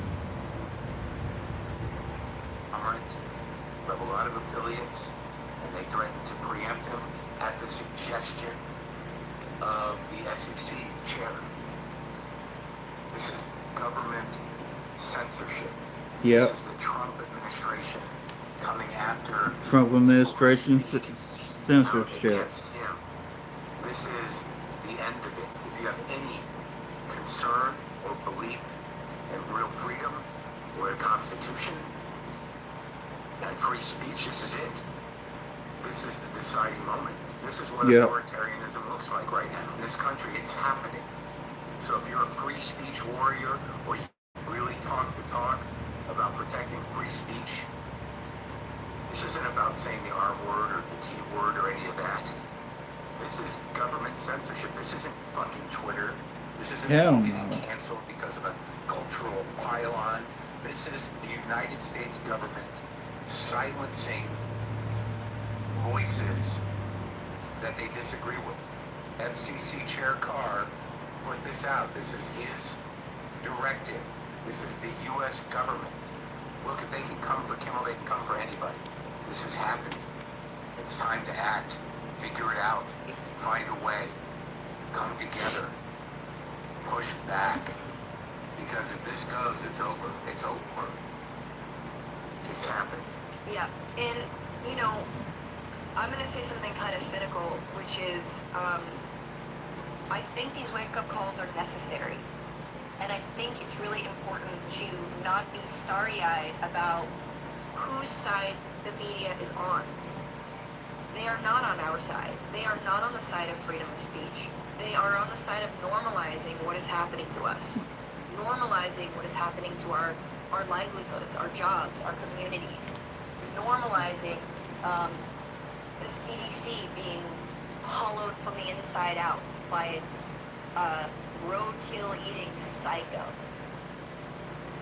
That's the job of media conglomerates. It's to distract us, to entertain us, it's to make us look over there, and certainly exploit us, exploit the workers, exploit the consumers, and take you for granted. And so there is action you can take on YouTube. In the description, I have posted 2 links. One of them, I'm sorry they're Google documents. One of them is to this profile, this page that gives you very concrete actions you can take against Disney and Hulu. A shout out to my friend Nalini Stamp who helped put this together. And they are boycotting. Boycott Disney ABC is a hashtag if you still want to do hashtags. Boycotting football, Dancing with the Stars, 911, what the hell is that? The Golden Bachelor, which premieres on October 1st. F that. Canceling your Disney subscription. Hello, Burkini. How are you? Cancellation on social media. And guys, I would urge you to move that money elsewhere. Facts. Move it into a content creator that you like. Again, hey, you can do it to me. I will say, and I'm going to say this too. The future of media is social media. It's people like myself and people like this lady here. We are the future of media. New media is the future. Legacy media is the past. And that's just the way it is. as someone who invested in YouTube Premium not so long ago, and I know Google has its own censorship problems, but it was a very good expenditure, good use of money. And there's a lot of free stuff you can watch on YouTube. I'm just saying, I understand it's hard for those of you with kids. My kid is very into Lilo and Stitch, so it's going to be a rough one for me. But these are, you can move your money. You can take your money out. Yep. You can cancel Hulu, ESPN Plus, and donate it. You can donate to local public radio, public television affiliate. I just said YouTube, now I feel terrible. Donate it. Donate it to, again, different creators you like, different local, yes, any local outlet that you support, right? If it's your local BAI, your local PBS station, all of that. There is more though. You can tell advertisers to drop Sinclair, McDonald's, Allstate, Lexus, Marshalls, Jeep. You can call, email, submit comments to ABC, Sinclair, Nexstar. There is a script here. I object to the cancellation of Jimmy Kimmel after pressure from the administration. It's a censorship, plain and simple. It's not what American values stand for. You can call or email Nexstar corporate office. Again, they were the ones who said they were going to stop running Jimmy Kimmel. You can submit a comment to ABC. Follow the sections for brand, show, and category below. So this is a way to sort of submit comments on ABC, submit comments to Sinclair Broadcast Group. There's a lot you can do from your own little tushy-tush. You can also, however, get off that tushy-tush and start a picket outside of corporate offices, outside of ABC headquarters or ABC affiliates. We're talking Burbank in California, obviously. 7 Hudson Square in New York. There's a list of television affiliates by state. You can also pick it outside of Nexstar corporate offices. There are many. Okay, that's Irving, good. Texas, Chicago, Cockeysville, Maryland, Cockeysville. Sound like Coatesville, Maryland? I don't know no Coatesville, Maryland. My voice was not ready to do all that screaming. There's also another link that I dropped in the description, which is numbers. Numbers for local Nexstar and Sinclair Group affiliates. You could call them. I always find it fun. You can also, I love recording myself making those calls just because I think it's funny. And, make it an event, make it a little thing. Even just call one number. Call your local affiliate. There are things we can do to pressure, but I also think it's important to understand that we are deep in the authoritarian reality, despite so many news outlets, so many figures telling you we're not here, we are here. And I also want to say there are comedians and people you can support every damn day. There are shows, there are new and up and coming folks, there's good comedians, there are fun shows, there are places that are not, don't just feel like some sort of frat house that you've walked into weirdly. Go to those shows, support local comics. You know, that in wherever you are, there's gonna be a scene there, and there's gonna be people. You know, people always ask me, "Who's your favorite comic?" And it's like, you don't know them because they haven't been elevated by our very selective and very safe media system that we're currently operating in. Right? I've taken shows out. I've had near misses. Sometimes I'm too political for the comedians. I'm too comedic for the political stuff. I find myself in this nexus of both politics and comedy, and I have for many, many years now. I do a monthly show in Pasadena at the Ice House, October 1st. It's a Wednesday, October 13th in Brooklyn, New York. All I'm saying is there are good things. And so if I can implore you to take your money out of these big conglomerates and put them into going to see a local show. You can have a night out. There's a 2-drink minimum, but I promise you, it will be worth your money. That's where you want to spend it. You don't want to spend it on these massive media conglomerates that don't even pay. I mean, that do not pay well. Do we have to get into how poorly Disney pays? If you know, you know. It's bad. There is more to talk about, but that concludes that entire tirade.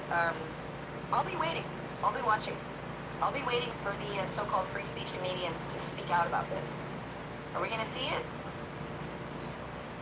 I am not holding my breath, but I am curious to see who will say something and who will not. Thank you, Diego Hernandez, for your super chat. Thank you, Tony Barbosa. Greetings from Brazil. Keep the good people. Keep the good fighting people. Brazil. There's a democracy that's doing better than we are, as they actually believe it or not, for his attempted coup. Brazil's doing a hell lot better than we are. Coup-monger from being on the ballot. And this is the last thing I want to say. Like, we're not unique. Like, if you feel cynical, and I don't know if this is supposed to make you feel better, but if you feel sad and cynical, just remember, so many countries have gone through what we're going through. Yeah. My mind immediately went to Bassem Youssef, comedian from Egypt, who is currently in the United States. Why? Because he had a late night show that struck too close to the bone for their military dictatorship and Al-Sisi, and he was ousted. His show was canceled, and he was effectively driven out of Egypt, and now he is in the United States. Okay? This has happened many times before. Yep. And it always happens through an agreement and a handshake between the government and media, and it makes it very difficult to get the truth out. We are in a social media age, but I do believe that, as with TikTok, that will be likely sold to the Ellisons,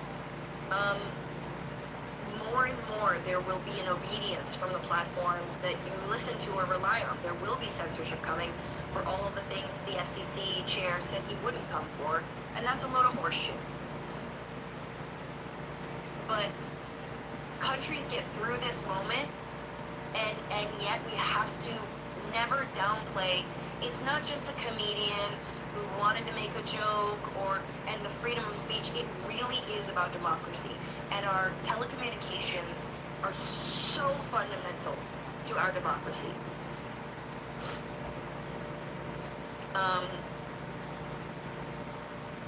Yes. So that's the litmus test for also anyone who would want to be our leaders when it comes to Democrats or independents or whomever else.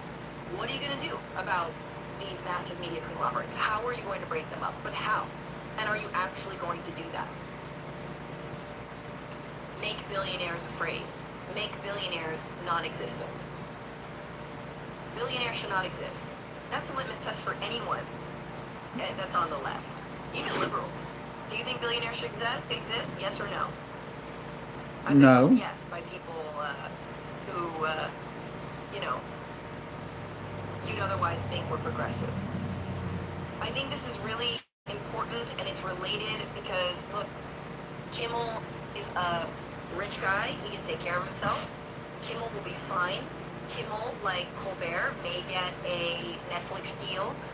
Yep. He may get a, Apple deal, whatever it is. He will land on his feet. He will be okay. And Who will not be very okay much will. is everybody else is being put in the crosshairs of this administration as they continue their free speech crackdown and their crackdown on all of our civil liberties, and especially any of the ways and mechanisms by which we resist. And many of those mechanisms are through nonprofit organizations, through grassroots organizations that help people who are squarely in the crosshairs of state violence and repression. They do legal fund advocacy and immigrant right advocacy and LGBTQ plus rights advocacy and all kinds of racial justice advocacy, and pass legislation and put up candidates like Justice Democrats, and all of them are now going to be targeted in a forthcoming executive order out of the White House.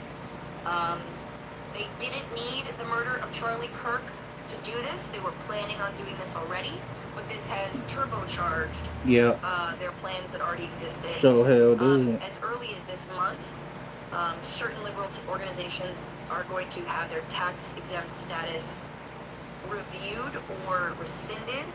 And again, a lot of this has to do with what J.D. Vance and Donald Trump have claimed are Soros-funded groups. Now, I don't take Soros money, but I actually don't have a problem with taking Soros money. Why?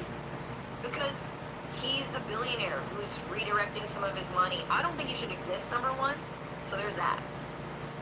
But he's the only billionaire who donates money to not evil causes, which is why the right hates his guts. He's not the fracking billionaire brothers, the Wilkes brothers, who funded Breitbart, okay? And I think the Daily Wire to a lesser extent. He's not the Koch brothers, who have funded Turning Point USA and Charlie Kirk's career. They He's have. not any of the billionaires who have been behind astroturfing everything from the Tea Party to organizing buses on January 6th. He's none of those people, and so they hate him. They cannot have a billionaire who's not in lockstep with them. And I know groups that have gotten, and they're great groups, that have gotten money from the Open Society Foundation, and here is Capital Research Center, which is a far-right think tank based in D.C. that is basically helping the administration put a hit out on what they call pro-terror groups, but are actually obviously just grassroots organizations. So who are they? I just want to show you that, but there's a more explicit report that they have. Here we go. Now, what's crazy is that these are organizations that I know very well. So this is, again, the Mazda? Once you discover the Mazda CX-5, Mazda, it doesn't take long to get it. It was standard on. The Soros Open Society gave terrorists and pro-terror groups over $80 million, which is a drop in the bucket. And a lot of these organizations, I was looking at them, they also talk about the fiscal sponsorship. Open Society Foundation funding facilitated 11 groups that have acted as grantees, fiscal sponsors. Fiscal sponsorship, again, is an arrangement where a registered nonprofit brings an unregistered group under its tax umbrella. Allied Media Projects, I know them. I've done stand-up at their shows. I know people who work with them and organize them out of Detroit. Center for Third World Management Lab Education Fund. Don't know them. Common Council Foundation and the Movement for Black Lives, that funds Movement for Black Lives. I do know the Movement for Black Lives. Empowerment Works, that has supported Visualizing Palestine. The Highlander Research Education Center, which I have been to. I know them. NEO Philanthropy, that helps Movement for Black Lives and Empower Change. The Praxis Project, that has helped Black organizing for leadership and dignity. Puente Human Rights Movement, that works with Mi Gente. Mi Gente. I've had the founder of Mi Gente on my show, is a friend of mine. I know these people. The Tides Advocacy, that has given fiscal status to the Dream Defenders. Again, people I know. And the Dream Defenders Education Fund. So these are the fiscal sponsors, and they go into detail about all of these incredible organizations that, that the Open Society Foundation has helped to fund. And these are just all of our people. Like, these are just all of they're personally, like, all of my people, my people's people. And even then, again, it's like, we cannot only rely on foundation funding to fund our movements. It has to be beyond that. And that's easier to say than do, of course. But it's like, look at how simple it is to put these foundations in your crosshairs. You know? These groups that do incredible work. And what's so funny is that they are the ones who've been on the front lines doing things like nonviolent political action and civil disobedience and figuring out ways to build resilient communities in the face of fascism, giving people a place to go, a place to organize, a community to belong to, a place to seek legal funds, as I mentioned many times. And we are on the back of a political assassination, or at least we believe a political assassination, that we don't know the root cause of, but it feels like it was an act of, as I would call most assassinations, desperation. Yeah. An act of absolute desperation. Because I don't agree with desperation the and cowardness. I think it's wrong. And there are massive movements that also believe that things like violence and assassinations are wrong, and that the way to get change is to organize. And so ironically, in the wake of this assassination of Charlie Kirk, J.D. Vance and the regime and Trump are going after the very organizations that make resistance through policy, through organizing, through community gatherings, through legislation and putting up candidates, make that nonviolent resistance possible, that make dissent possible. Almost as if they want there to be no other option other than the desperation of an act like violence. Do you understand what I'm saying? It's the same thing as the migrant pride BS. Oh, we're going to go after workers. We're going to go after domestic workers, nannies. We're going to go after people in a factory. These are not people living in the shadow. These are not people who are criminals. But by virtue of doing that, we're going to actually create more crime, more people living in the shadows, more people turning to illicit means to make money because we've cut off their avenues for living in daylight. This is this is all deliberate. This is all them modeling the world after the hellscape that they believe it should look like, so that our brains and our bodies and our communities are ripe for the kind of authoritarian power grab that they're doing right now. So we don't have any other alternative. So they can justify the crackdown and the repression that they were already doing to peaceful demonstrators, whether it's Black Lives Matter, whether it's Palestine. They were already doing it. So they want to reverse engineer the justification basically of the for their poll. repression. It's classic, right? I mean, this is very classic.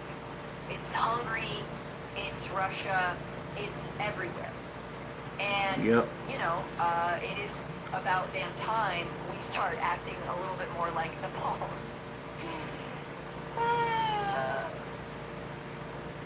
But it's very terrifying. It's very terrifying for people. I know but speaking of people who need your money, all those organizations do and more. Groups like Justice Democrats, also who are running awesome candidates already. And I would just say, in this time of hopelessness, before I sign off, please take action from your chair, from your phone, or with your feet, and also find something local to care about. If it's a candidate in your county or your state, or your school board, find a candidate or something or some change maker. If it's a community fridge or a mutual aid organization, just find one thing that is a little hopeful for you. Please do that. Find one place to go volunteer, donate your time, find one candidate who you like, go volunteer for them, phone bank for them, organize a fundraiser for them. Just focus. Be laser focused on something positive, because these are very dark times. And I feel your hopelessness too. I feel the walls closing in. I would be lying if I said I felt hopeful. So it could be a candidate. It could also be a comedy show. It could be something that you like, that you believe in, that you want to support. Move your money there. Move your time there. Move your efforts there. Fight against the sadness. And metabolize this anger in something concrete. And with that, thank you so much for being here. This show is truly funded by you all. Patreon.com/bitchuationroom. If you have $5 a month, $10 a month, anything you want, you can tip the show, TBR-live on Venmo, TBR Live on Cash App. You can super chat. You can become a paid subscriber on Substack. I will be working on the next long form video. I should have been writing now, but you know, your girl had to weigh in. Thank you for your yeah, love, this support, one here and for gonna your be a super damn chats. long one. Marius much love from Romania. Left his best. Hell yeah, some people coming over from Majority Report. And I hope to see you all soon. If not before Tuesday, on Tuesday. And love y'all. Stay strong. Bye-bye. Okay, and here's the second part I want to talk about, which is Charlie Kirk's weird-ass memorial.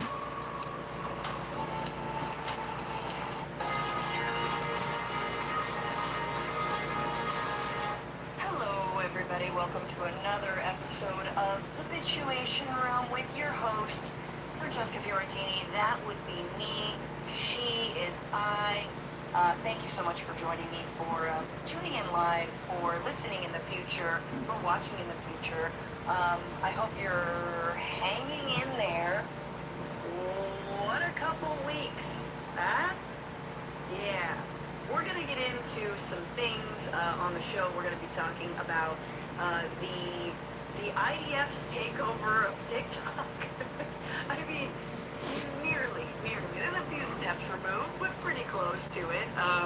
Now they can, their videos of dressing in Palestinian women's lingerie will get definitely boosted. So that's exciting.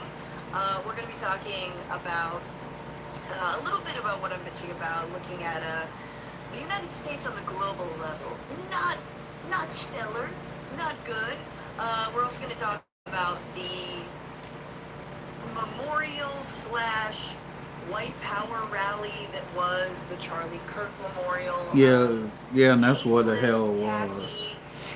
It was tacky as hell. And with me, comedian Mohamed El Sheikhi is going to be joining in just a moment. Very excited to have him. And then later, we're going to be joined by a journalist from The Intercept, Akela Lacey. She's going to be back to talk about what's going on with Democrats, specifically when it comes to weapons to Israel, when it comes to the amount of hate that is coming from the right. Nancy Mace is on one, but then like Marjorie Greene might be an ally, ? Also, Do they have it in them to ride out? No. There is no riding out, excuse me. To fight the authoritarianism that we are currently facing. And it feels like off the back of the Kimmel cancellation or uncancellation and the murder of Charlie Kirk and the targeting of leftist organizations and fundraising outfits, the answer is no. We've always known the answer was no, but I am curious to hear what Nikayla, who has more of insight on what's going on the Hill, has to say about all that. We're going to talk about Zoran, Kamala Harris endorsing Zoran, or we'll talk about it. Was it an endorsement? Who knows? For the meantime, if you're here, just palm the keyboard. You like the stream, you share the stream, you send in a super chat, which I will read at the end of the show. If you're listening as a podcast, you give the podcast 5 stars, you write something nice. Make it a Hakeem Jeffries haiku. Whatever you want to do with that time. That's your space. You could just do, AD, ASDF, GHI, you know what I'm saying? Whatever. Don't do that, but, something cogent. What's your best take on acetaminophen? How is it your mom's fault that you are the way you are? You know what I mean? Just write this podcast a 5-star review. It helps people discover it. And if you're like, I don't like the ads in front of your podcast, it's annoying. I get it, girl. And here's what you do. You go to patreon.com/bitchuation and become a patron for $5 a month, babe. You could even do $3 a month. I'll be right back in a second. month helps. $10 a month gets you that shout out during the fart song, and you get ad-free listening.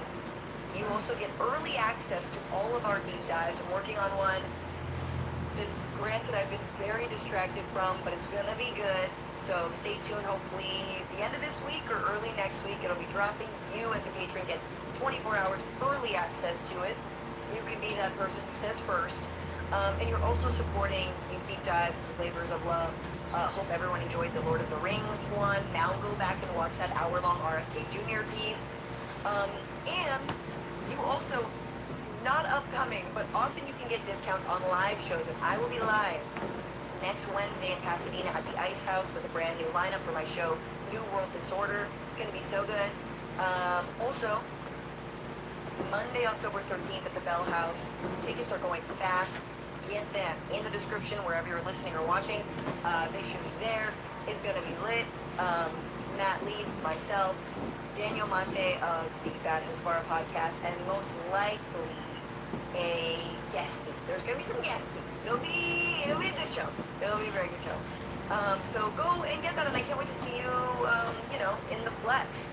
As not awkward as I hopefully didn't make that. And also you get 20% off of our union-made merch, which I am deeply losing money on. So get your shirts, www.com.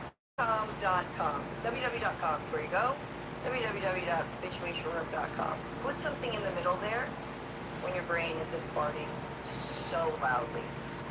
And with that, let me bring in New York-based Libyan-born comedian who made his national TV debut on Conan, appeared on The Late Show with Stephen Colbert, and has been featured on Comedy Central and Don't Tell Comedy. He is a writer, currently a writer for Wait, Don't Tell Me, and the host of You Could Do That on Television podcast. Please welcome Mohamed El Sheikhi. Get help where you need it most. Microsoft 365 Copilot, your AI assistant at work, is now 15% off. Podcast.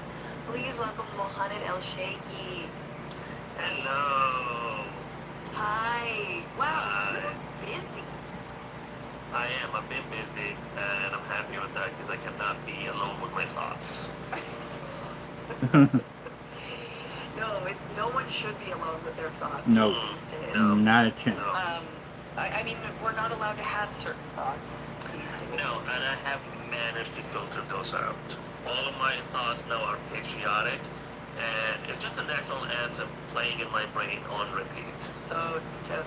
I've got You're a Grand Old Flag, which was, I had a very patriotic 3rd grade teacher, and I think she was probably one of the most scarring teachers. Patriotic teacher, and you're just like, this is extra, and I'm 9, you get, Pledge allegiance is one thing.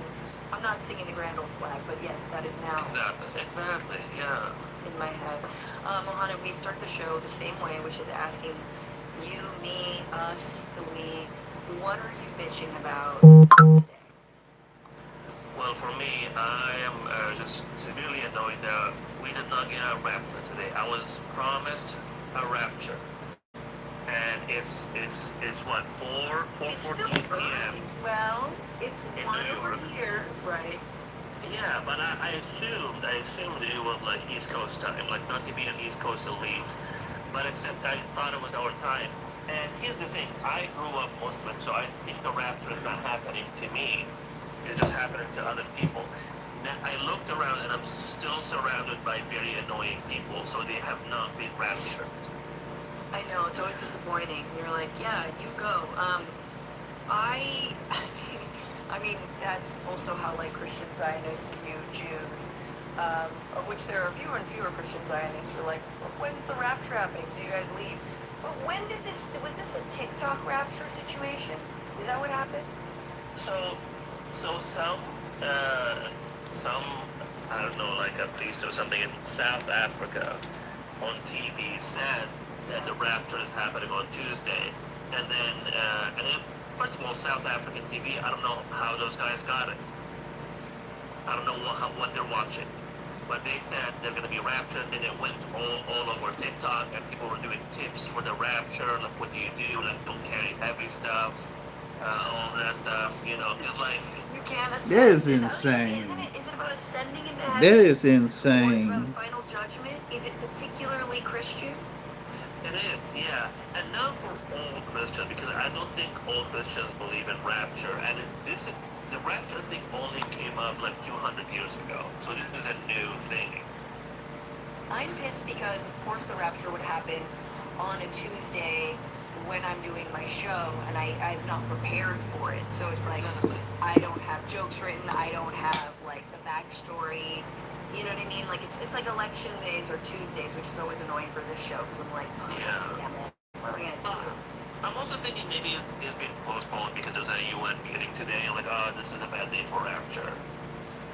Yeah, I know. I wish it had been on Sunday during the Charlie Kirk Memorial. That would have been fun. I'm having some rapture with my... Oh, you know, that would have been great because it would be like God has to do it like in only one location.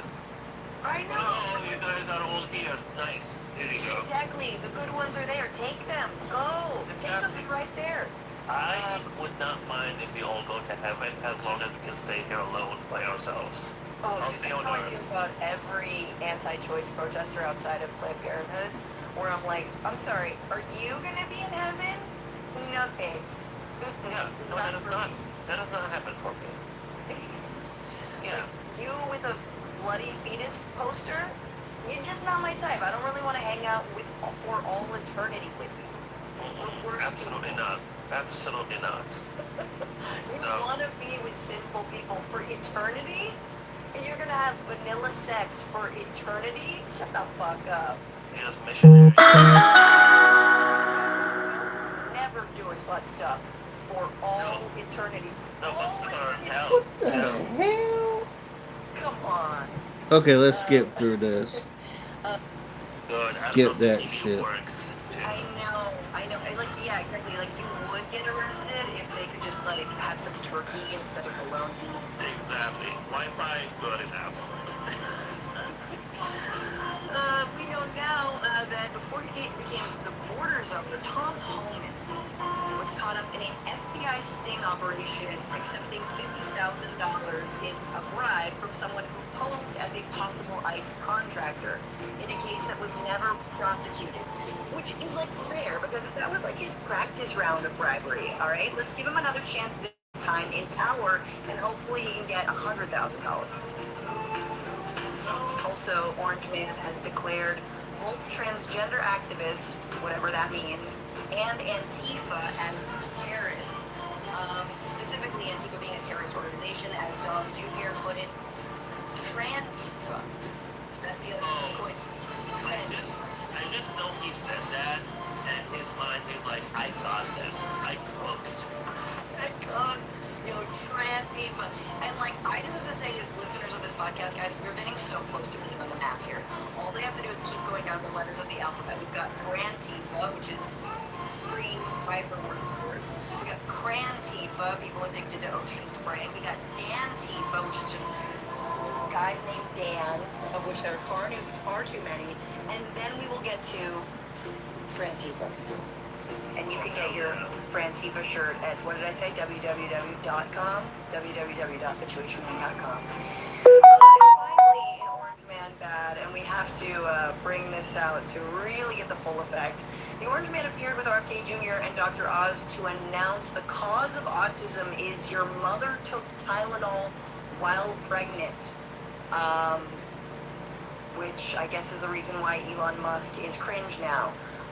Or because his dad groomed his children as brides. Anyway, but the Orange Man had some trouble pronouncing the word acetaminophen. Effective immediately, the FDA will be notifying physicians that the use of well, let's see how we say that. Acetaminophen. Acetaminophen. Is that okay? Which is basically commonly known as Tylenol. Well, amazing to stop down in the middle of that. It's I would have said plow through, and whatever it is I what want to know what his mom took for you to not be able to say that.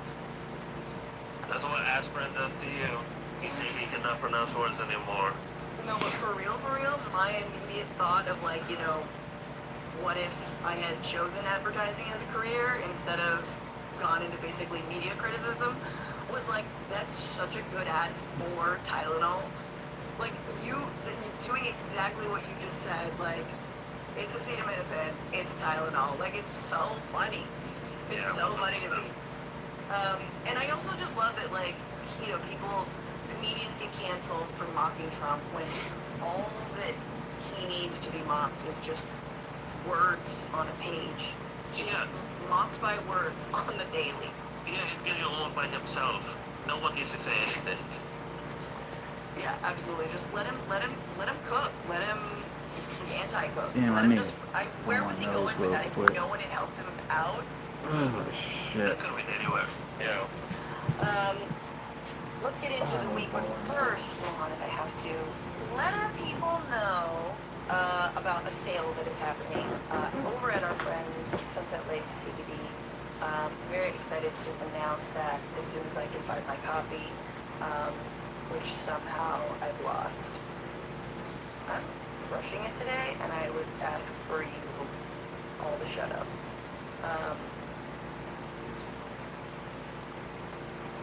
I already took Mohammed out, so now I'm just sad. Yes, everybody, it is officially fall. Thank you, brain. And our friends at Sunset Lake CBD are busy in their fields, in harvest mode right now. They're out there cutting and hanging fresh hemp flower in their drying rooms. Sounds so sexy.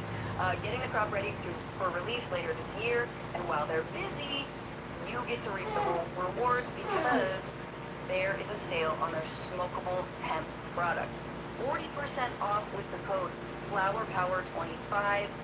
Whether you're trying to relax without the high, or you want to cut back on tobacco, or maybe you just want to, stretch your other stash a little bit farther, you know what that is.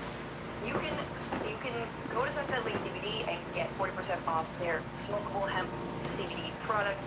So go to sunsetlakecbd.com, use code FlowerPower25 and save 40%.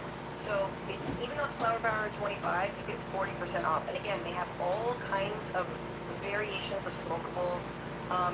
Smoking CBD is like the easiest, quickest way to like feel that immediate relax, without having that like one sip of alcohol and all the other crap that's bad for you.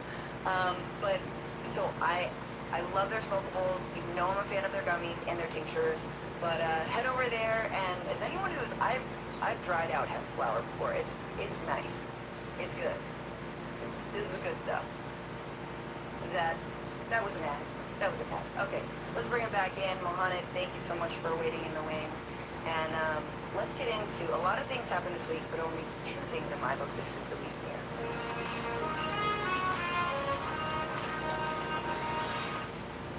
this is the week where I'm kind of happy I never learned how to use TikTok, and I think I am not. I think I'm the only one. Like, I think you've adopted. Most normal people have adopted. Most comedians. Right, I was forced to it. Forced to it. You censor yourself. You say things like unalive and Z word and.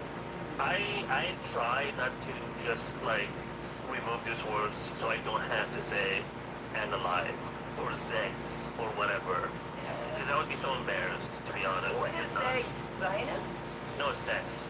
But they write SEGGS. Oh my God, sex. Yeah. Sex. Yeah. Ooh, Lord, they're getting It's brown actually one of the too. most embarrassing things to happen to humankind. But also like terrifying because it's a little bit of like obeying in advance. In fact, it's the most obeying in advance is censoring yourself on social media. Which is funny because a lot of comedians would be like, no one tells me what to say except the algorithm. Exactly. But so now, again, in part because of all of the speech that was happening around Palestine, the genocide, we know that there was a vote to force the sale of TikTok, last year, before Trump even got into office. And now in July, TikTok hired a former IF instructor to be their public policy manager for hate speech, which, Nice. just To be fair, they had to get a hate speech expert. And who won't run an IDF soldier? It's like, I've done that so many times. exactly. Oh, trust me, dehumanizing entire people, got it. And so again, the forced sale is coming up, and now there's been whispers that possibly the Ellison family, Larry Ellison and his son David, who again just merged Skydance and Paramount, who let Stephen Colbert go, obviously after they saw your set on there, and we're like, how dare he? No, and now we're handing $200 million likely to Barry Weiss. That has not been finalized, but like very much committed Zionists are possibly going to own a large stake of TikTok. But here was Trump in an interview with Fox, giving a little bit more insight, and there is one name that comes up as well as possible owners of TikTok. So you get back from the United Kingdom this week. First thing you do, talk to President Xi. It seems like you guys are getting really, really close to a deal for Americans to take over TikTok. Let's eat the algorithm because it's so addictive. That's what makes it so valuable. How much money are we talking? How much are these Americans? A tremendous amount of money. Billions. Oh, I'd rather have them. They're very well-known people. Larry Ellison's one of them. He's involved. He's a great guy. Michael Dell is involved. I hate to tell you this, but a man named Lachlan is involved. You know who Lachlan is? That's a very unusual name, Lachlan Murdoch. Mr. Murdoch. I believe that you should call him, and Rupert is probably going to be in the group. I think they're going to be in the group. Of course, Murdoch would have something to do with And it. they're also It wouldn't surprise me. this country, so I think they're going to do a really good job.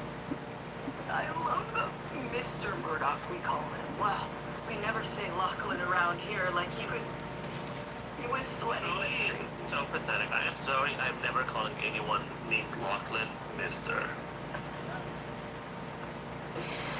Also, Lachlan, I feel like is like, there's only one Lachlan, and that's Sarah McLachlan. Right. In my 100%.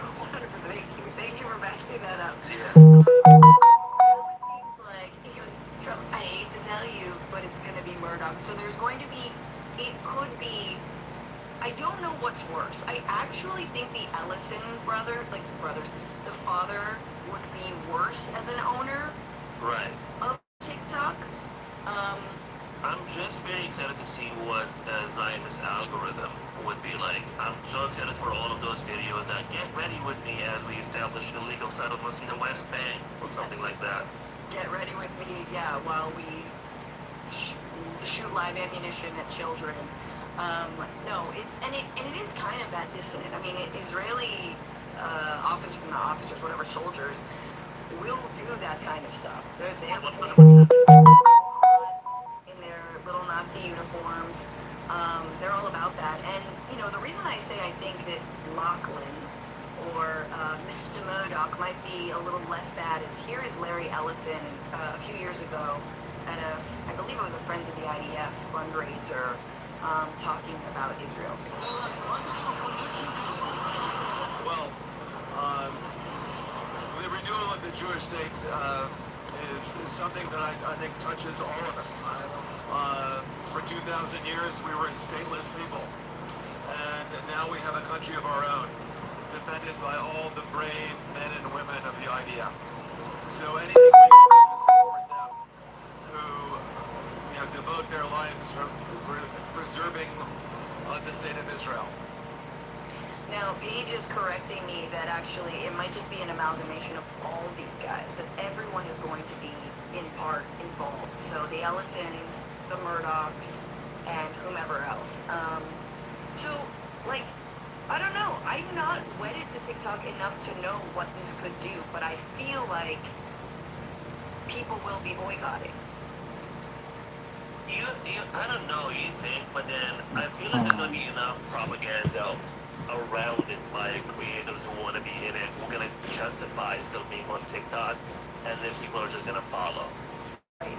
Yeah. There's also the, like, people argue for Facebook, like, we still have to post there, and it's important because everyone's real. Yeah, okay, and I post on, Facebook, and I guess that's good. I mean, Meta, in the grand scheme of 2025, feels like the least evil corporation, and yet in 2016, it was probably the worst. No matter how much Zuckerberg is trying to remake and rebrand himself. But, it's all just like, this forced sale shit is the most fascist-ass corporatist thing I think we've seen, because fascism, again, the merging of corporations and the state, we're seeing that. The FCC asking for Disney and ABC to suspend or fire Kimmel, and then they, in turn, in kind, respond. And honestly, I would love you to weigh in on this, because even though Kimmel is back, I think the writing is on the wall. They'll realize they didn't do it the CBS way, and they should have, which is, sorry, you're not earning us enough money. Right. They brought that back. They brought that after they got him suspended. They were like, oh, but it's not making money, and they're not enough views. First of all, you did not know that before. Yeah, like that. Also, we know that is not the reason. You literally made it clear that it was because of what he said, and you cannot just be like, no, and no, enough rating. Like, shut up. Yeah. No, absolutely. And we'll see, what kind of pressure. There's still pressure campaigns on Sinclair Media and Nexstar, which are refusing to air Kimmel. But it, all, again, like we said before, I said, last week, all of this, the wheels were greased for this kind of, free speech and this censorship regime because of speech around Palestine that has been censored. And people losing their jobs, and it's like, oh, we can just do this. And now Ellison also, I mean, if they buy Warner Brothers Discovery, it's curtains. It's curtains for anyone on CNN. It's curtains for anyone on HBO. I don't know, Mohani, what do you think about this broader, like, before we move on? To me, like, the scarcity of jobs anyway, the scarcity of, because of these mergers, because of the tech takeover as well. Obviously, it is very, very bad, and it's, I don't know, just getting worse and worse as we go. But I also think, just because, like, Kimmel got suspended, and, like, other shows are getting the same treatment as well, like, that just goes to show you, these people have been censoring themselves, not saying anything about Palestine, not talking about Gaza. And it's just like, it doesn't matter. Just be brave enough and say those things, because they will cancel you the second you say anything. It doesn't have to be that. Yeah. It could be something very, very small, like literally mentioning Charlie Kirk. Yep. That's it. Not even talking shit about it, just mentioning the circumstances around it. So now you got canceled for that. You could have at least used your platform in the past to say something. And then it goes to all the people, like, who, in the entertainment industry, who are, like, just not saying anything. And just, like, being like, no, I don't want to, lose jobs or whatever. I'm like, in the future, soon enough, you are silent and you're still not gonna get any jobs. Now what? You're a coward and unemployed. Absolutely. And no, and that you're a coward and unemployed. I want that on a shirt. And I think like it's also I think speaks to how people got to where they were in the first place. Is by largely playing it safe. I mean, I think that, Colbert and Kimmel, I think, are definitely, everyone's making fun of Fallon because they're far edgier than Fallon is, but, like, there's something, there is a certain amount of signing away your soul of, like, fluff and bullshit that you do to even, like, ascend to that kind of level. You have to be safe for TV anyway, and if you can't point out this insane moment we're living through where everyone left of center is being targeted with their life because of what happened to Charlie Kirk, then what the fuck good are you? And so I think it's, I know there's like stipulation. I mean, Sinclair Media wanted Kimmel to write a formal apology to Charlie Kirk's family and then make a donation to Turning Point USA. I'm like, and we know that Kimmel's not going to do that, but we will. Yeah, of course. I think this is kind of a lesson of like, yeah, like, what do you really stand for? Like, also, I'm sorry, like, I've watched some clips of that, the Charlie Kirk, was it like a funeral or something? I don't know what. But we're gonna get into it in one Yeah. Okay, but yeah, I think everything that happened in that event is more offensive than anything that Jimmy Kimmel has said. It's insane. Let's get into it, actually. It's a good segue into talking about the insanity that played out over the weekend in Arizona. 10,000 people came out to a Charlie Kirk memorial. They also apparently broke Grindr. Grindr outages reported as gets together as well. A lot of trash left outside of this arena. And, there were some new villains, some old villains. Kyle Rittenhouse came through, another vigilante celebrated. Pam, because they love their vigilantes. Pam Bondi came out, and they tried to make him a martyr in all the speeches, a martyr for like mediocre white guys talking about black on black crime. And the widow of Charlie Kirk, she initially had sort of very strong words for like the enemies, and I'm not going to rest, I'm not going to surrender. But Erica Kirk came out and said two things. One, the response to hatred is not more hatred. And two, that she forgave the person who took Charlie Kirk's life, which was, fairly poignant.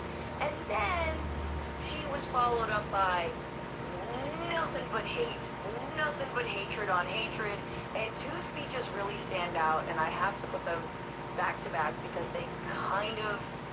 they're sort of weirdly, ironically in the same hour, which is, number one, our boy Stephen Miller, who came up very, very briefly and abruptly, but let's put it back up here.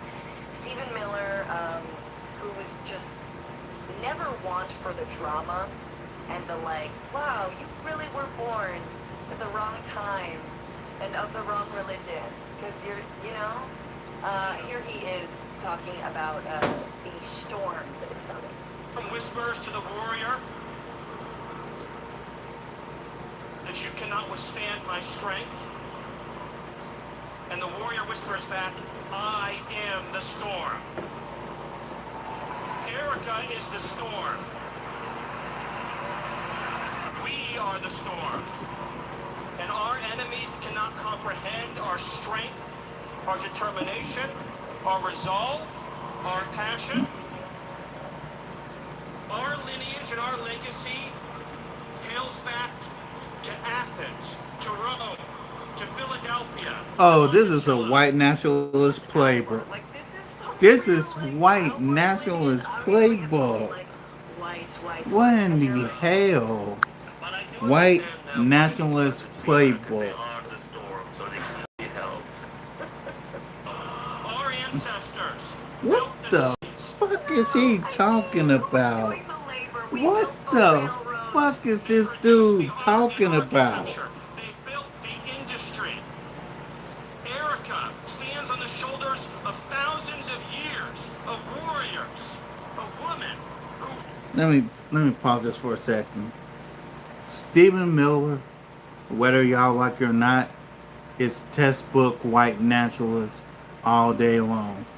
This this is nothing but speech from a white nationalist playbook. It is what it is. Let's get back into it.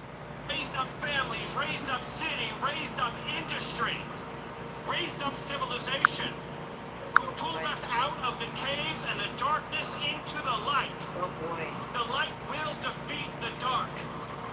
We will prevail over the forces of wickedness and evil. They cannot imagine. Who are the forces of wickedness, They cannot Stephen? conceive of the army that they have arisen in all of us. Because we stand for what is good, what is virtuous, what is noble. And to those trying to incite violence against us, those trying to foment hatred against us, what do you have? You have nothing. You are nothing. You are wickedness, you are jealousy, you are envy, you are hatred. You are nothing. You can build nothing. You can produce nothing. You can create nothing. We are the ones who build. We are the ones who create. We are the ones who lift up humanity. We are Sparta. Like, this is so insane. It's That's you batshit create crazy. nothing. That is You create batshit nothing. crazy. You're the ones who are fomenting hatred against us. Well, guess what? You are a worm on a hook. There's just something about the sound system and the microphone, the way it just makes it, booming. And my God, I think the only thing that guy built is himself, because he looks like he was just his own invention. Because that man is not a human being. It's a No, he definitely, I mean, his family has, like, multiple times disowned him.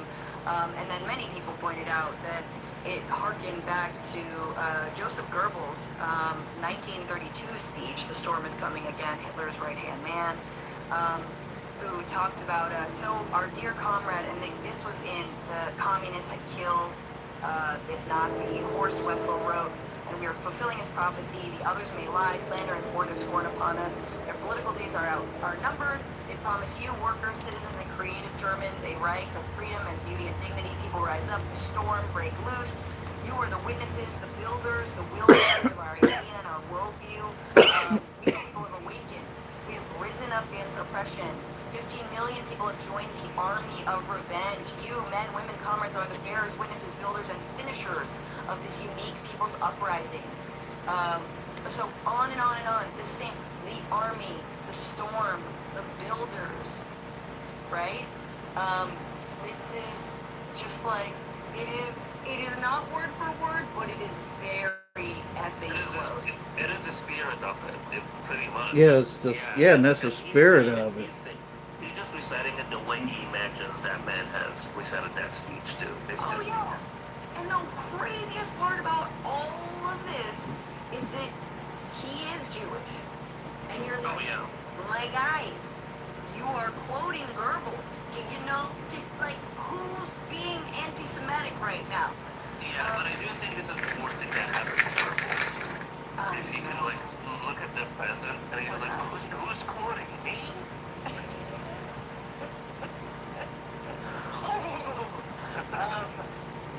Okay, now, the dissonance did not end there, because here's Tucker Carlson talking about the murder of Charlie Kirk and likening it to the murder of Jesus Christ, who he, Really? many, far-right Are we serious, y'all? evangelicals and whatnot, would blame on the Jews. They say it was the Jews, and just like they're talking about now in right-wing spheres, and not just openly, Marjorie Greene, Tucker Carlson, and Candace Owens are some of the people who have been dabbling in the Israel killed Charlie Kirk narrative, to the point where Netanyahu himself has come out. Have you seen this? He's like 3 times he's been like, "It was not us, like we only kill brown people."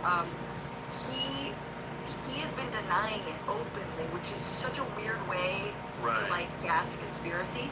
But here's Tucker Carlson in one of the most dog whistly ass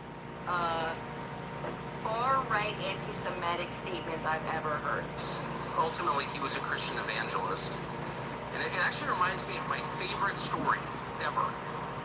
So it's about 2,000 years ago in Jerusalem, and Jesus shows up and he starts talking about the people in power, and he starts doing the worst thing that you can do, which is telling the truth about people, and they hate it. And they just go bonkers. They hate it. And they become obsessed with making him stop. This guy's got to stop talking. We've got to shut this guy up. And I can just sort of picture the scene in a lamp-lit room with a bunch of guys sitting around eating hummus, thinking about what do we do about this guy telling the truth about us? We must make him stop talking. And there's always one guy with the bright idea, and I can just hear him say, I've got an idea, why don't we just kill him? That'll shut him up. That'll fix the problem. What the hell? Why is he laughing? It doesn't work that way. It doesn't work that way. Everything is What the fuck is wrong with these people? Oh, God. I do not remember anything that you said before that last. What the hell? I truly thought he was just like, what was that? What was that? That's insane. You're a weird son of a bitch. I feel like Dude's it's natural, weird. but it's so unnatural. I don't know how you would force something so diabolical out of your face. It's also so funny. It's just like, kind of, you see like at open micers and stuff, like if you see any, like, the crowd is like, you know, feeling you kind of like get loose and get excited and then say something batshit crazy. Then it makes that, and you saw the crowd kind of like clapping, smiling, and it was like, started doing impressions or whatever. Like, what are you doing right now? What are these voices? But he is saying very directly, he was a Christian evangelical, it reminds me of Jesus, and you can imagine the people who wanted to kill him sitting in a room eating hummus, which is not Israeli, but okay. But that's why we know what he meant. Yeah. It means a room of Jews plotting to kill him. We have to shut him up for saying things we disagree with. And again, this is the right-wing line of like, you know, oh, Charlie Kirk got too close to the truth on Israel, which is like, what? Like, what? What is this? Again, this is what's so annoying to me, because Democrats and the left, not the left, liberals and Democrats have left the lane around Israel I'll be back in a so second. wide open. They've allowed criticism of Israel to be collapsed into anti-Semitism.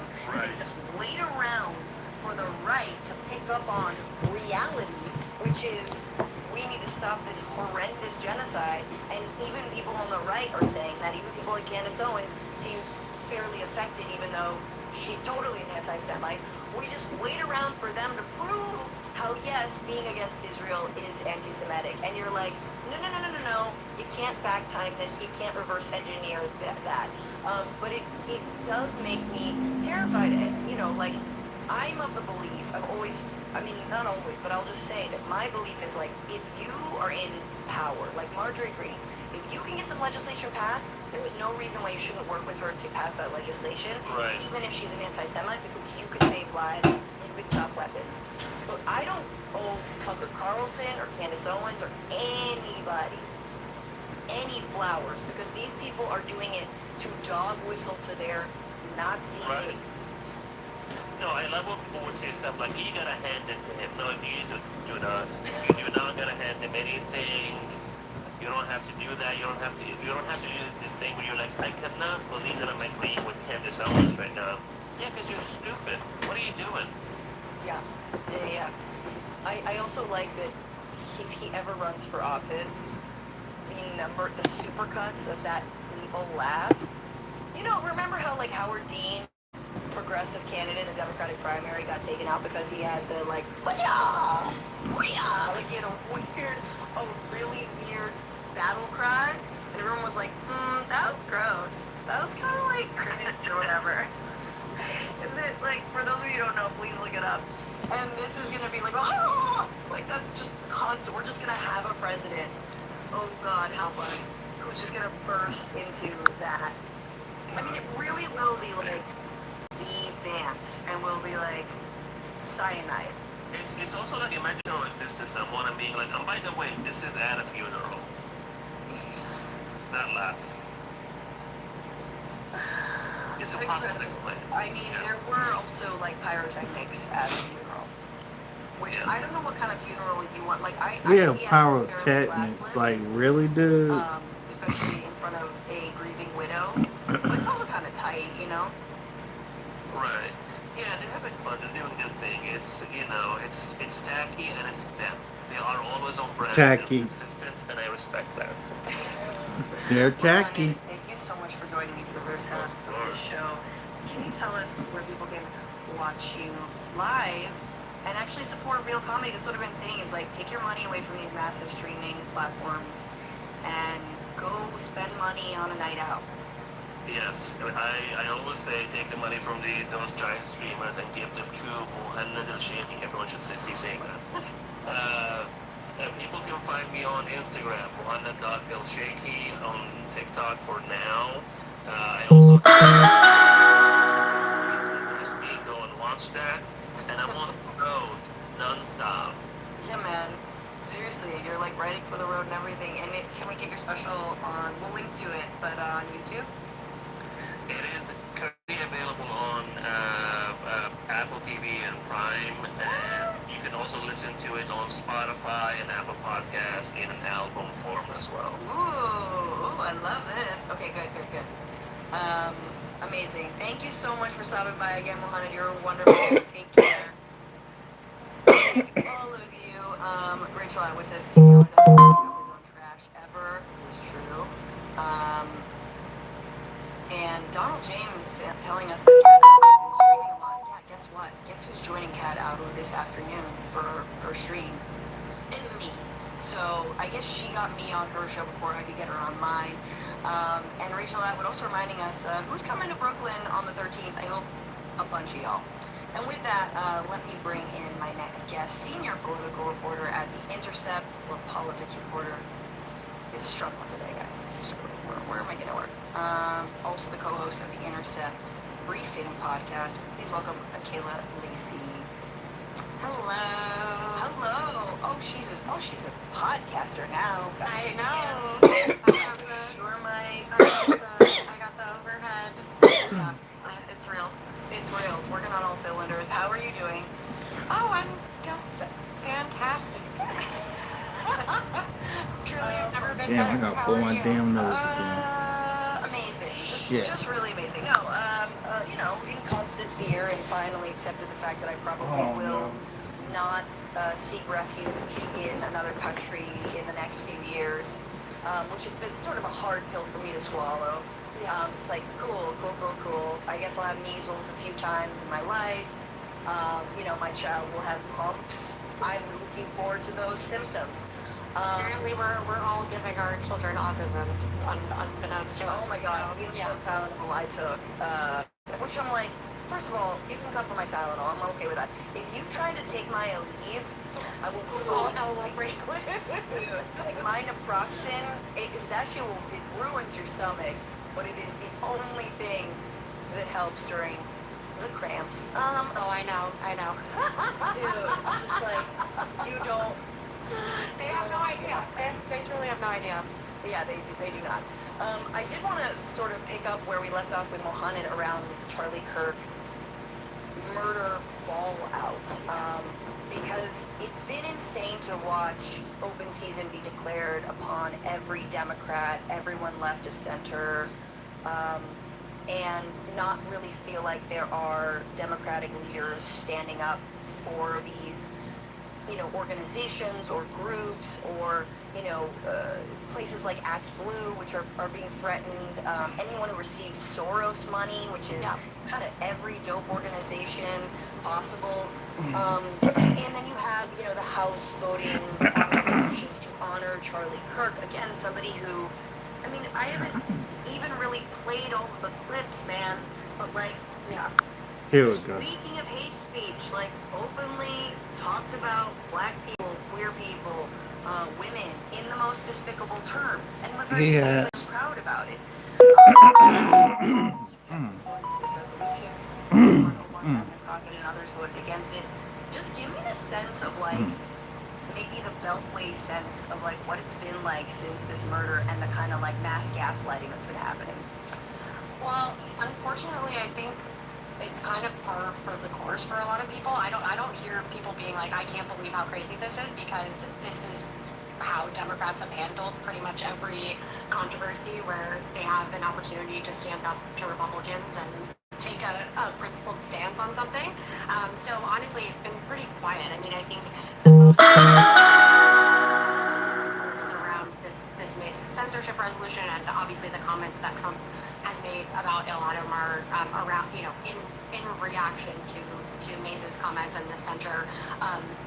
Luckily, every single Democrat voted against it, which actually is not, in the past, Ilhan Omar has come up against so many of these sort of red herring attempts to censure her or condemn her or condemn other concepts in her name that Democrats have either, supported or, voted against in one hand, and then on the other hand said, well, she did make some mistakes. And so, we've covered a lot of that. And so I think it really is unfortunately par for the course, which I think is like extremely alarming in so many ways. And it didn't pass. So you're talking about, because Nancy Mace has basically been like, yeah, to put like her anti-trans vitriol on pause for 1 month to non-stop attack Ilhan Omar in an insane fashion. Yeah. And this censure, it didn't go through, correct? No, it failed, but it failed by 1 vote. Every Democrat voted against it, and 4 Republicans joined with them to vote against it. But actually, I mean, we'll get to this, I think, a little bit later, but it's like, you don't have to hand it to those Republicans. You don't have to hand it to any of these people for condemning something that is so clearly nonsensical. The resolution also doesn't quote anything that she said.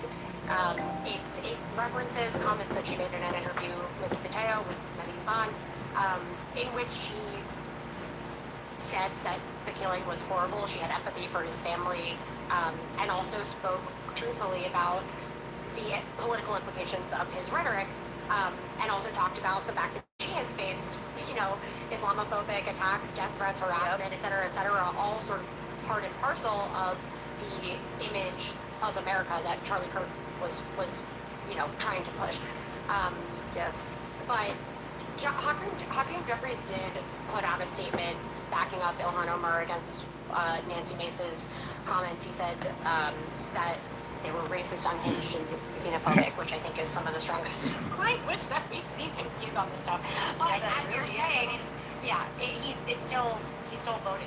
He still voted to honor Charlie Kirk, and it's just like, okay, well, you can't have it both ways. But I was thinking about the censure resolution. It quotes the video actually that it references is kind of hilarious. It's like Ilhan Omar reposted from TikTok. It's like the entire B-roll is people repairing a roof. Doing a monologue about how Charlie Kirk's assassination is terrible, and also we shouldn't be excusing any of the things that he said. They were fucking terrible and harmful and cause real harm and real pain for people in this country. So that's what this resolution is about, her posting a TikTok video, and the fact that it only failed by 1 vote is extremely emblematic. Meanwhile, you've got like ICE tweeting like Pokemon memes, collect them all about immigrants. I mean, they're doing the most insane, cringe stuff. And to give you a sense of like, I don't have the clip from Zateo, but she's gonna always bring it. And actually, it kind of brings me to this question more about Representative Omar, who I feel like is more on the cutting edge of where I think some progressive movements are at, and she's sort of meeting this moment. And she's saying things like this. It was the video where it called him Dr. Frankenstein and his monster shot him through the neck. I mean, obviously this is a person, and looking at this is someone who was a husband and a father, and in the days after his shocking death, that happened as a result of his views, or it happened as a result as he was sharing his views publicly with people. The people found it jarring to hear such criticism of that in the immediate aftermath. What I find jarring is that there's so many people willing to excuse the most reprehensible things that he said, that they agree with that they're willing to have monuments for him, that they want to create a day to honor and they want to produce resolutions in the House of Congress honoring his life and legacy.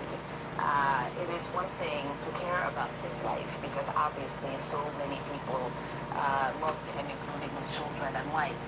But I am not going to sit here and be judged for not wanting to honor any legacy this man has left behind. That should be in the dustbin of history, and we should hopefully move on and forget the hate that he spewed every single day.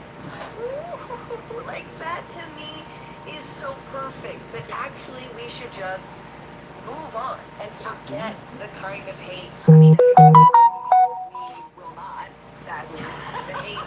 I mean, there are a lot of like. Which is the whole fucking point. Which is the whole point. Like, this is the bread and butter of his administration. Like, anyway, sorry. No, and I think what's funny is like, all right, you want to do a holiday. They haven't voted on a holiday, but Trump isn't ruling it out. And it's like, okay, cool. We will then use this holiday to talk about hate speech every year because you want us to keep playing clips. I mean, the farther we get away from his murder, the more okay and clear-eyed people are about who this person was and what their legacy was. And so it is refreshing to hear someone in office be so unafraid of, you know, whomever, a lobby, her voters. I mean, instead, like, that is the kind of stuff that I feel like that kind of bravery is rewarded. And, you know, again, I do feel like, you know, she's kind of edging out, for me, people like AOC when it comes to, like, the boldness of their stances. So, anyway, that's... Call spade a spade. If you have any other insight into Ilhan Omar?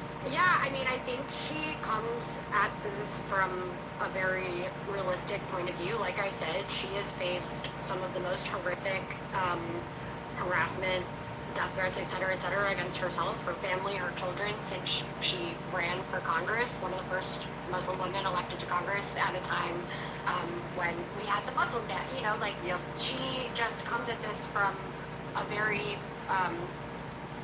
she's not worried about maneuvering within the party. And I think that has probably, that has cost her in a lot of different ways. So, you know, she was removed from the House Foreign Affairs Committee. She was, she didn't, you know, rise to leadership of the Congressional Progressive Caucus. And I think someone like AOC, there's headlines about her potentially running for office. She spoke on the stage of the DNC last year. These are the two kind of like dueling pathways that progressives can choose in this environment in Congress. And I think while they are part of the squad, you know, Ilhan Omar basically called AOC out of her name during the DNC last year for giving cover to the Biden administration for, you know, not fighting harder for a ceasefire in Gaza. So they obviously have very different approaches to this. I'm not trying to pit them against each other. I mean, No, and Ilhan also, Rep. Omar also called out AOC in, you know, AOC's sort of defense of not voting with the Marjorie Greene resolution to, you know, block weapons to Israel and distinguish between offensive and defensive weapons, which I think was the real sticking point that a lot of us were like, this is bonkers, like, you know, maybe just, it's okay to leave it at, like, I don't want to support Marjorie Greene, but, like, the whole offense, defense, weapons, like, what the hell are you doing? So, it's, agreed, I don't want to, like, you know, create more animus or create any animus, but I'm like, there is an interesting difference, and there's a strategic difference as well. And let's talk about bombs and weapons to Israel, because recently the majority of the Congressional Progressive Caucus, 97 congresspeople, voted to support Delia Ramirez's Block the Bombs bill. It doesn't, you know, to be real frank, it doesn't restrict all weapons to Israel, but 4 or 5 of some of the biggest munitions that are sold to Israel. You know, the CBC's under new leadership, under Greg Gassar. This is a massive sea change from 2 years ago. These are people who, some of them received AIPAC money and are now turning on it. Please weigh in. What do you think this means for the future of the Democratic Party, the future of this issue in the Democratic Party? Well, you already said part of it. I mean, this is kind of unimaginable if you go back to just like 2018, right? Like, there would be first of all, this wouldn't even be a resolution in Congress. The fact that this was introduced at all is indicative of a sea change. The fact that it has so many sponsors, including people who, as you said, have taken APAC money is incredible. I think the question that I have is whether they stop taking APAC money or are held to account for saying that they want to condition weapons, but will take money from the single most powerful entity, working against that policy. That all remains to be seen.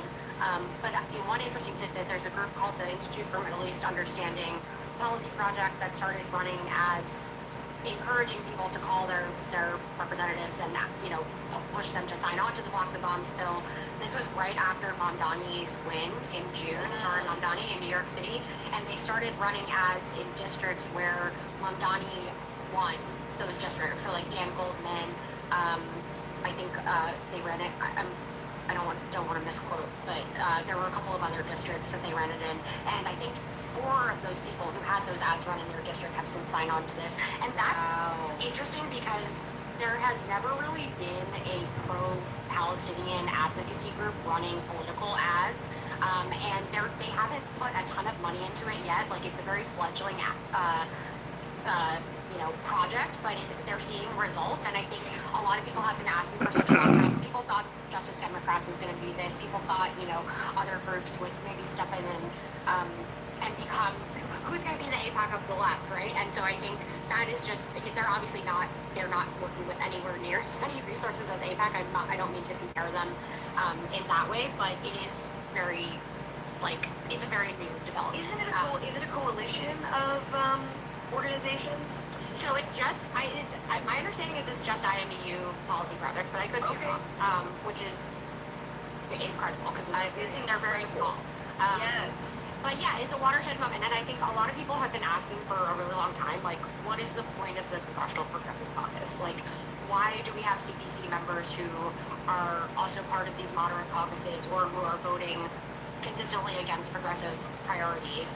I think we're seeing more attempts at organization under Khazar, and obviously they have this clear policy priority that they can rally the left around, whereas I think prior to 2023, there was more tepidness around the progressive caucus around issues around Israel, even though people, there began to be criticism of Israel when sort of the squad was elected in 2018. And they're scared. I mean, I think it's good. It's good that they're scared of this. They see, 90% of Democratic voters are against sending weapons to Israel. You have Kamala Harris saying that that's why she thinks they lost the election. That is, I don't know if you've seen that, the excerpts from her book. I mean, she's basically saying yeah, it's crazy. So wait. We'll get to Harris in a second. But I read the excerpts of the book where, actually it was Biden should have gotten out earlier and it was hubris, and it's yeah, we know that. But what did she say about Palestine? She basically said, there's a section, I should pull it up, maybe you guys can pull it up at some point, but there's a section where she's talking about, she thinks that voters who decided not to back her, Gaza was the #1 reason that they decided not to back her. Biden's response to Gaza was inadequate, Harris says in a new book. Yeah. I pleaded with Joe when he spoke publicly on the issue to extend the same empathy he showed to the suffering of Ukrainians, the suffering of innocent Gazans, but he couldn't do it while he could passionately state I'm a Zionist. His remarks about innocent Palestinians came off as inadequate and forced. And this is just this is so pathetic, though. This is you don't have to hand it to her, but I do think it is remarkable that she is coming out and saying that, because, and I'm not saying she was right, we should have backed Kamala Harris, don't get me wrong. I'm saying, the fact that she sees the writing on the wall, and she's trying to now get out ahead of that. I actually think that's a really good point, because sometimes what we do, and what political pundits will do, is they will focus on the drama between people versus the actual issue. And it was how I felt during, is Biden mentally competent, before the debate debacle, which is you realize, they were having the conversation, then October 7th happened, and all these pundits shut up, and then they started talking about it a year later. You know what I'm saying? So it's you're right. Let's not, she's right. She is right, and she also could have pivoted and done this. She was the candidate after all. Yeah, it's do you care more about losing all off Joe Biden, or do you care more about winning the election? Kamala? Exactly. And so effectively the book is like, you know, it's like, this man was a coward and I was a bigger one. like, and I did nothing to stop it. And, you know, and it's like, why? Because on a wing and a prayer, maybe you'll win. Right. Oh God, I hope my internet isn't fucked. So yeah, that's huge. It's good that, you know, she's coming out and saying it, admitting it. And just while we're on Kamala, she was on Rachel Maddow last night on MSNBC and said this about Zoran because, as you have reported, you know, there's been a lot of reticence to endorse Zoran. Someone who really didn't make Palestinian human rights number 1, 2, 3, 4, or 5 of his campaign. I mean, no, he's just five. he's just Muslim, and he believes in Palestinian rights. Exactly. It's like, well, no, he's the leader of Hamas now. Right. Obviously. So Governor Hochul, as you've written, you know, has come out finally to endorse. And here's what Harris had to say last night. What do you think of him and his candidacy, and what do you think of mainline Democratic shyness and agitation about the prospect that he's going to win? And look, as far as I'm concerned, he's the Democratic nominee and he should be supported. Do you endorse his candidacy? I support the Democrat in the race, sure. But let me just say this. He's not the only star. I know that, you know, he's in New York, and I know New Yorkers think they're the center of the world, and here we are in New York having this interview. It is the biggest thing in the and I love country. New York, as the saying goes, I really do. But, I mean, there are people like Barbara Drummond in Mobile, Alabama. I can't with her sometimes. So this is being called an endorsement. I wouldn't call it that. Sure. She said, blue no matter who, blue no matter who, blue no matter who. But I would like you to direct you to another person that no one's heard of, and I'm sure Barbara is fine. That's great, but I'm also like, Zoran has single-handedly breathed more life into the Democratic Party than all y'all and the money you threw at every fucking rat campaign combined. Yeah. So why? And what do you have to say about it? And all she has is, I mean, New York isn't the center of the world. Okay, I get it. It's not representative of the country. Like, people want to say that it's blue and it's this and that. Yeah, but there are people from every walk of life. The most diverse city in the country. Like, yes, and it is not necessarily, the crazy liberals. You know, he won with people who were Trump voters, and yeah, they happen to be like brown immigrant Trump voters, but they were Trump voters nevertheless. Big Ten, right? Big Ten. We need a Big Ten. Aren't those the people they want to be bringing in to the tent, the Trump voters? No, I mean, gross. No, even the whites. Exactly, literally. Exactly. Like, I'm not even kidding. Like, that is actually what the problem is. I mean, it's funny because I think, again, Kamala Harris is doing sort of like a rehabilitation tour, right? But she's doing it in a smarter way, I think, at least, than Democratic leadership is going about this. Like, I think just coming out and saying, this is effectively the exact same thing that AOC said also. Like, we should support the Democratic nominee. I think it's also really telling that she tries to minimize it by talking about this candidate in Alabama, because that is, again, avoiding what Democrats are so afraid of, which is conceding that there is a sea change happening in their base. If you give Zoran Mamdani all of his flowers, you're conceding that you were wrong, basically, and that the corporate-funded future of sort of a milquetoast centrist Democratic Party has no future. Like, you're saying that you are okay with that. Yep. No Democrat in power right now is willing to do that in a real position of power, seniority, et cetera, is willing to do that. I think, like, obviously Jeffries and Schumer have been incredibly cautious about this. When I reach out to Jeffries, they're like, we haven't made a decision yet, but here are all the positive meetings or talks he's had with Mamdani, and here are all the statements he's made telegraphing that he's going to make a decision soon, and it's like, literally, like, so predictable.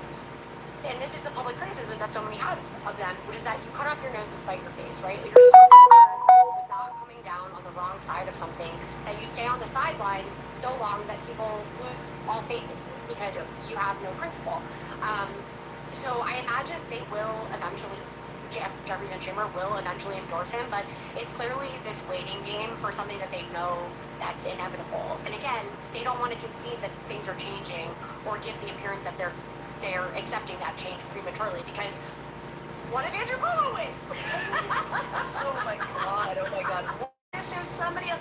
No, and I think that the other thing that's interesting about their endorsement, I think we have to take this as a win, at least from my perspective, is that nobody cares whether they endorse. We just think it's a funny game. Right. Like, whereas an AOC endorsement, a Bernie endorsement does matter. Nobody cares. It's almost like it could even work against you if, like, the Dem establishment is like, oh, we love this guy. Yeah. It's almost good for Zoran. It's just funny that they're holding out. And what they certainly can't do, and I have critiques about Bernie about this, is say, I will endorse you if you, swear fealty to my whatever, to Israel, or say you'll never say globalize the Intifada, or all these other things that he's never said. Which he never said, right. Which he never effing said, which BTW, I see nothing wrong with saying. I worked on a magazine called Left Turn, Notes from the Global Intifada. We embraced the Global Intifada. Learn Arabic, people. Like, 100%. 100%. I'm like, but I do think, like, it's funny because they have no leverage. I think part of the lack of endorsement is also like, well, what could I get him? It's like, Zoran doesn't need you. Right. So, like, there's nothing you could be like, well, I'm going to move him to the center on X, Y, or Z, because he doesn't really need your endorsement to win. This is a really important point. It's not about the endorsement, and many people I've seen people make that point on the reporting that we've done, that it could actually hurt him if Schumer's like, I love this guy, like fucking vote for Zoran Mondani. It's more about what it says about the Democratic Party. That's what all of this, that's why we care about, why I care about all of these things. It says something about where leadership is at this moment, where you have, nobody thought he was going to be Andrew Cuomo on the first. Like, I feel like people outside of New York actually don't understand how crazy that was, like how unforeseen that was, and how much it is an indicator of where people are. And to your point, New York, whatever, liberal, elite East Coast bastion, sure, but also home to working class, poor people of all races and ethnicities who found something in this campaign. And again, that's what Democrats. This is why it's so revelatory, addicting for people because it's like for me at least, I'm like, this is because it lays everything so bare. Like, yes, you say you want a big tent, you say you want all these people, but you actually don't. You want people who won't call you on your bullshit. You want Bingo. and Bingo. You all the empty identity pop. People like Trump, people with Turning Point, don't want to be called out on their bullshit. This woman here is 100% right. Let's continue. Politics that you possibly can, and yet you don't actually talk to immigrants, you don't actually talk to brown and black people, you don't actually meet them where they're at. And you're totally, I think it's revelatory, I think it's very telling, and I think it is a fascinating story. And on this story, every single week, it seems like there's some new centrist, consultant group that is trying to find like another way of doing politics in the Democratic Party, and they want all the Zoran Riz, but they don't want any of the politics. And I forgot what the latest one was called, but of course you've got the AstroTurf abundance agenda and all that. And you have Ezra Klein now saying things that we've heard Pelosi say, things that we heard Hillary Clinton say, which is maybe we should open the field to pro-life Democrats, which I can't believe it's 2025 and a political commentator is seriously saying the word pro-life when we know it is an anti-choice Democrat, because what that actually means is you don't believe in the right to have an abortion. And it's like they're floating this shit like it's new. They're serving it up like the centrism is new. There is a battle going on. How do you see it playing out? Like, what's your take? So it's called Searchlight. I just looked it up. Thank you. The Gentleson Project. I mean, I don't think people are buying this anymore.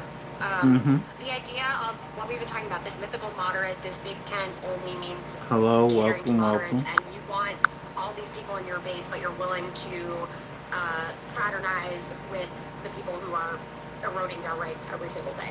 Like, our political system is not set up to afford a space for a third party, but I think people are increasingly finding, or at least, maybe wrongfully putting their hope in people like AOC or other people in the party to try to take it in another direction. I mean, again, this reporting that she's, mulling a 2028 ticket or whatever it is, there's untapped potential in people who are fed up with this bullshit.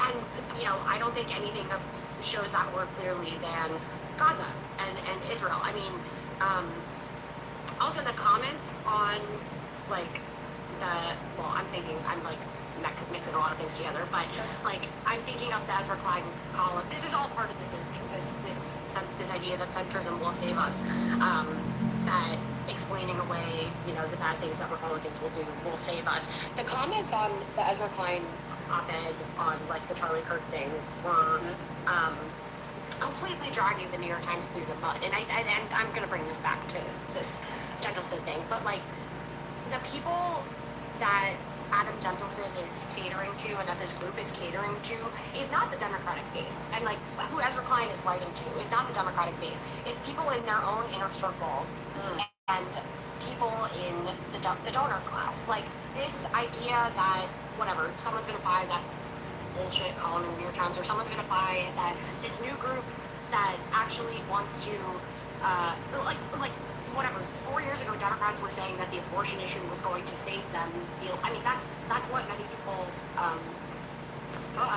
chalked up the midterms win to, was that people were so pissed off about the overturning of Roe v. Wade. And then you have, again, whatever, a couple of years later, they're coming out and saying, actually, like, the complete opposite will help us win. Who among us thinks that even if Kamala had won, that by September of this year, they would have lifted a finger for abortion rights? I don't. Right.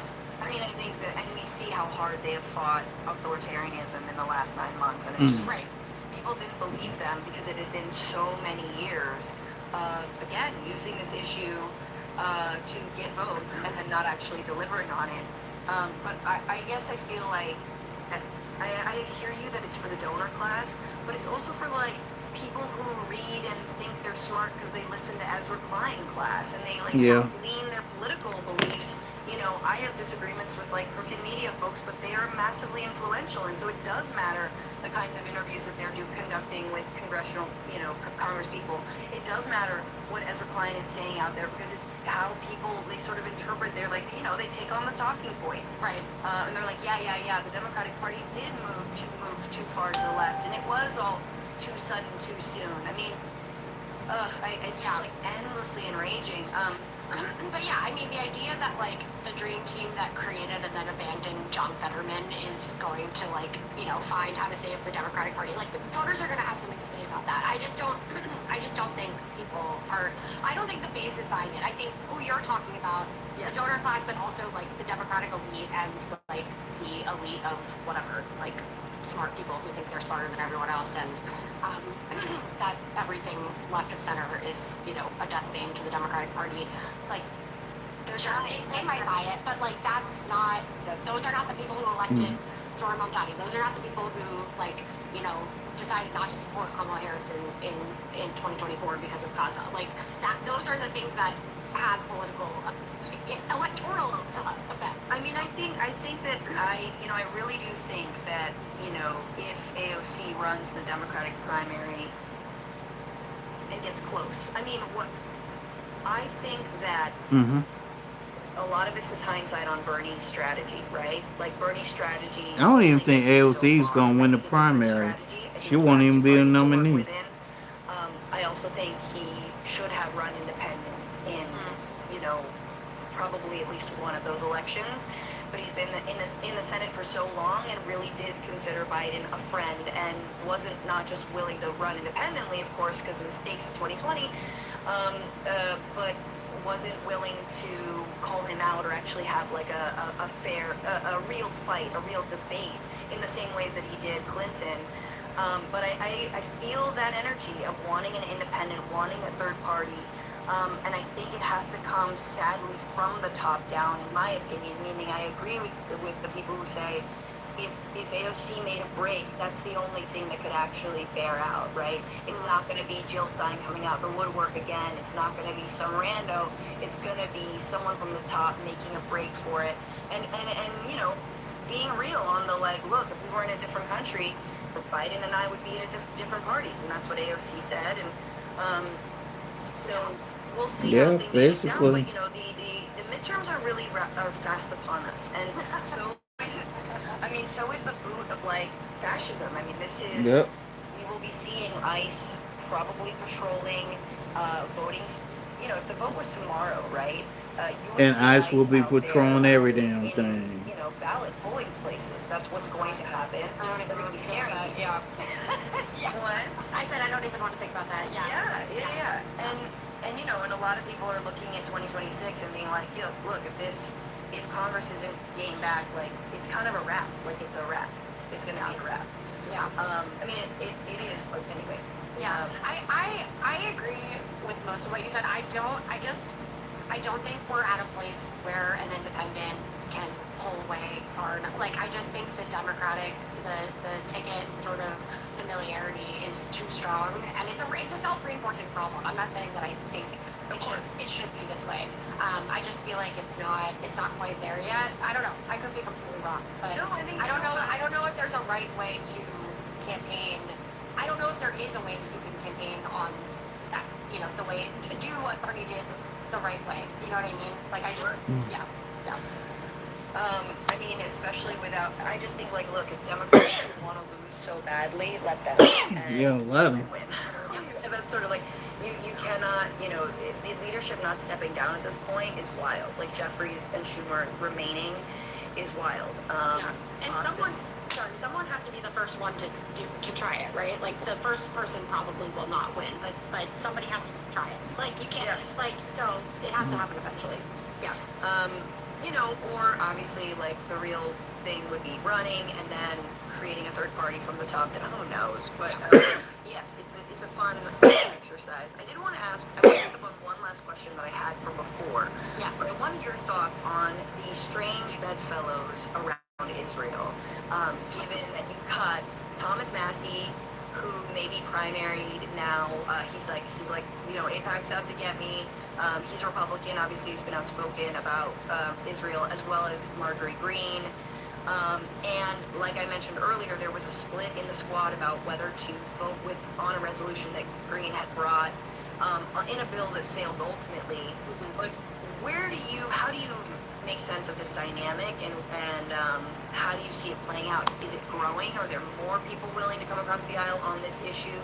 Yeah, so, excuse me. I actually love this topic because it's been bothering me. Yeah. You know, you need bipartisan support for anything in Congress, but I don't think that means that we have to hand it to people like Marjorie Taylor Greene, who brought into existence the anti-Semitic Jewish space lasers episode.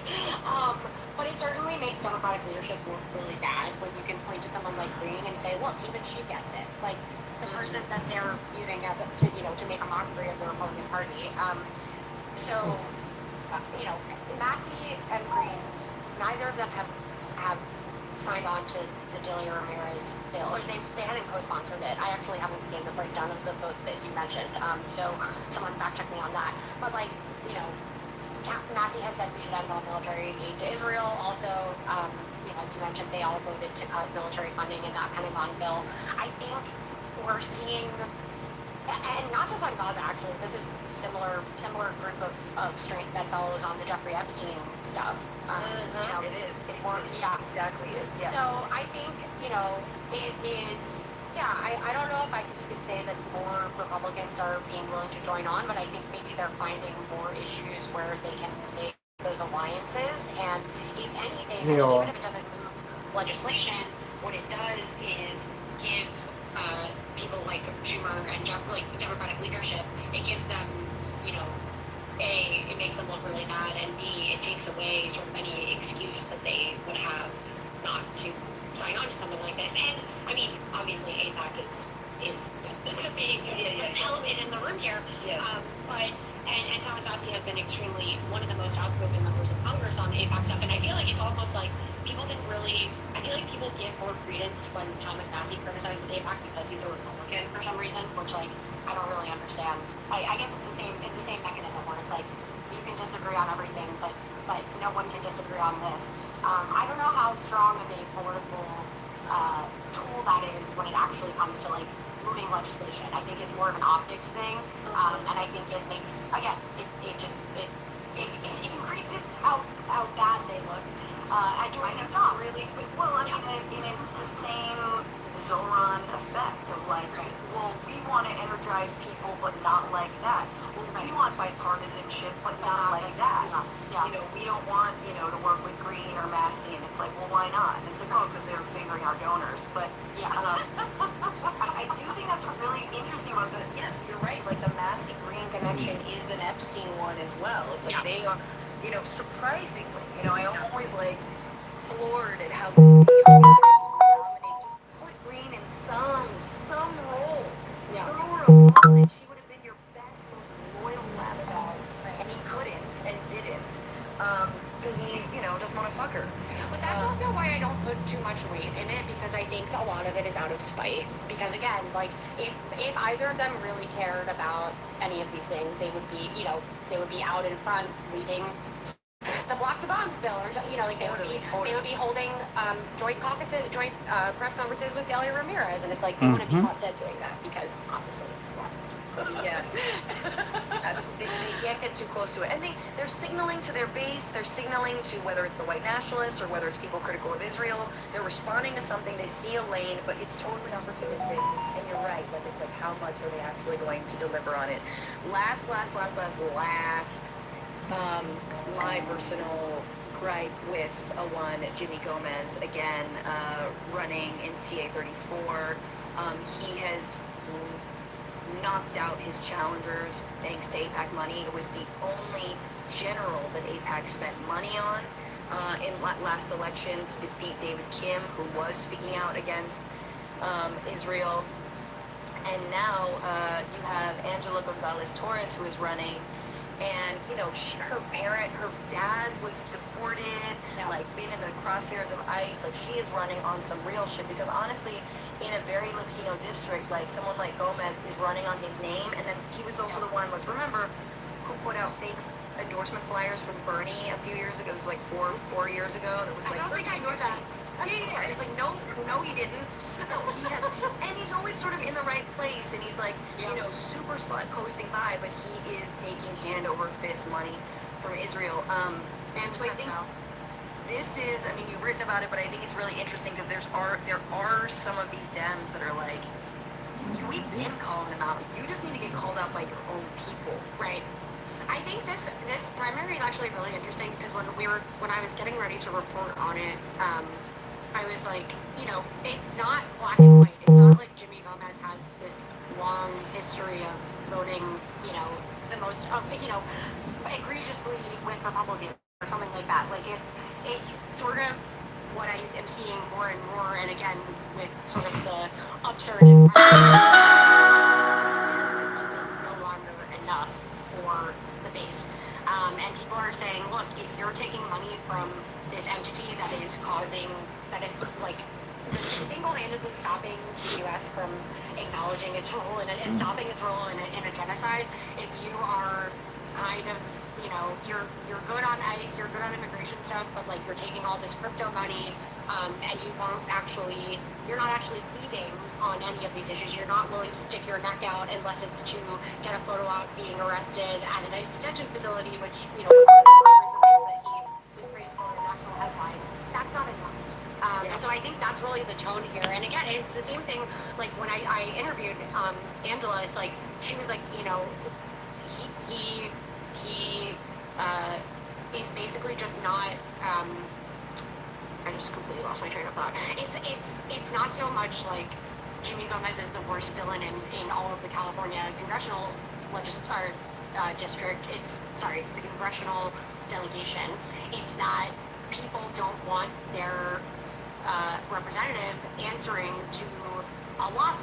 And this is the most, and it's such a seat that is gettable. Right. This is so safely blue, and like we are so beyond blue no matter who. I mean, I think you're right to say voters are actually demanding more, and I didn't know I got arrested outside of ICE facility, which is like goes to show that nobody fucking cares what he's doing because it's all They don't.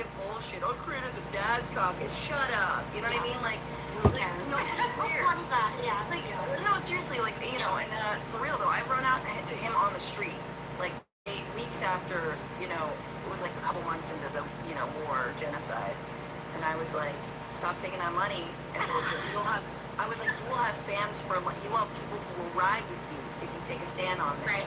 He's like, I don't do stuff to please, you know, blah, blah, blah. I was like, oh really? Yeah, you just do stuff to please your donors. It was hard. We both had our kids with us. It was weird.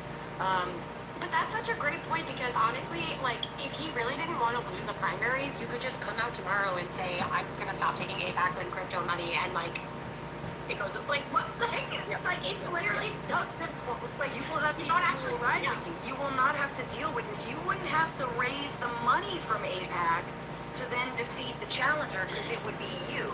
Right.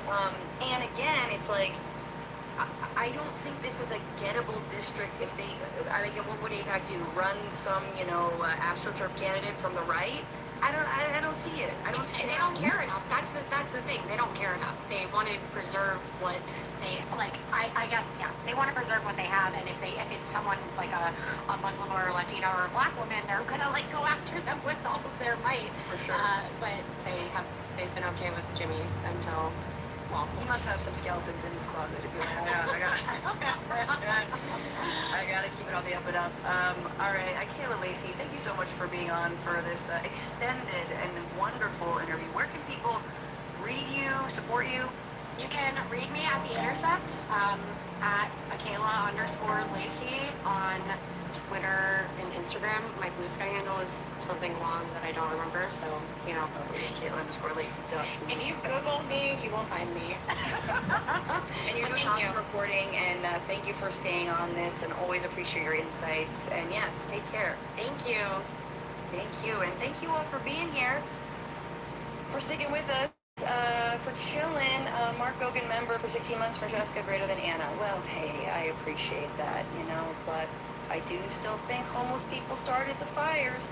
Moondragon member for 7 months, happy mooniversary. Looking forward to seeing you and Kat Abu Ghazali working together. Oh, hell yeah, it's a mooniversary. Does that mean it's your birthday?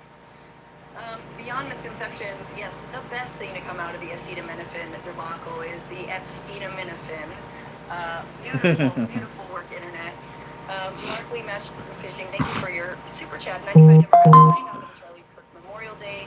For fuck's sake, no wonder they're being trounced by the right. Yeah, I mean, we didn't mention it with Akela, but we should mention every single time that the Democrats and somehow have a lower approval rating than Republicans. Yeah, they do. The party of, They do.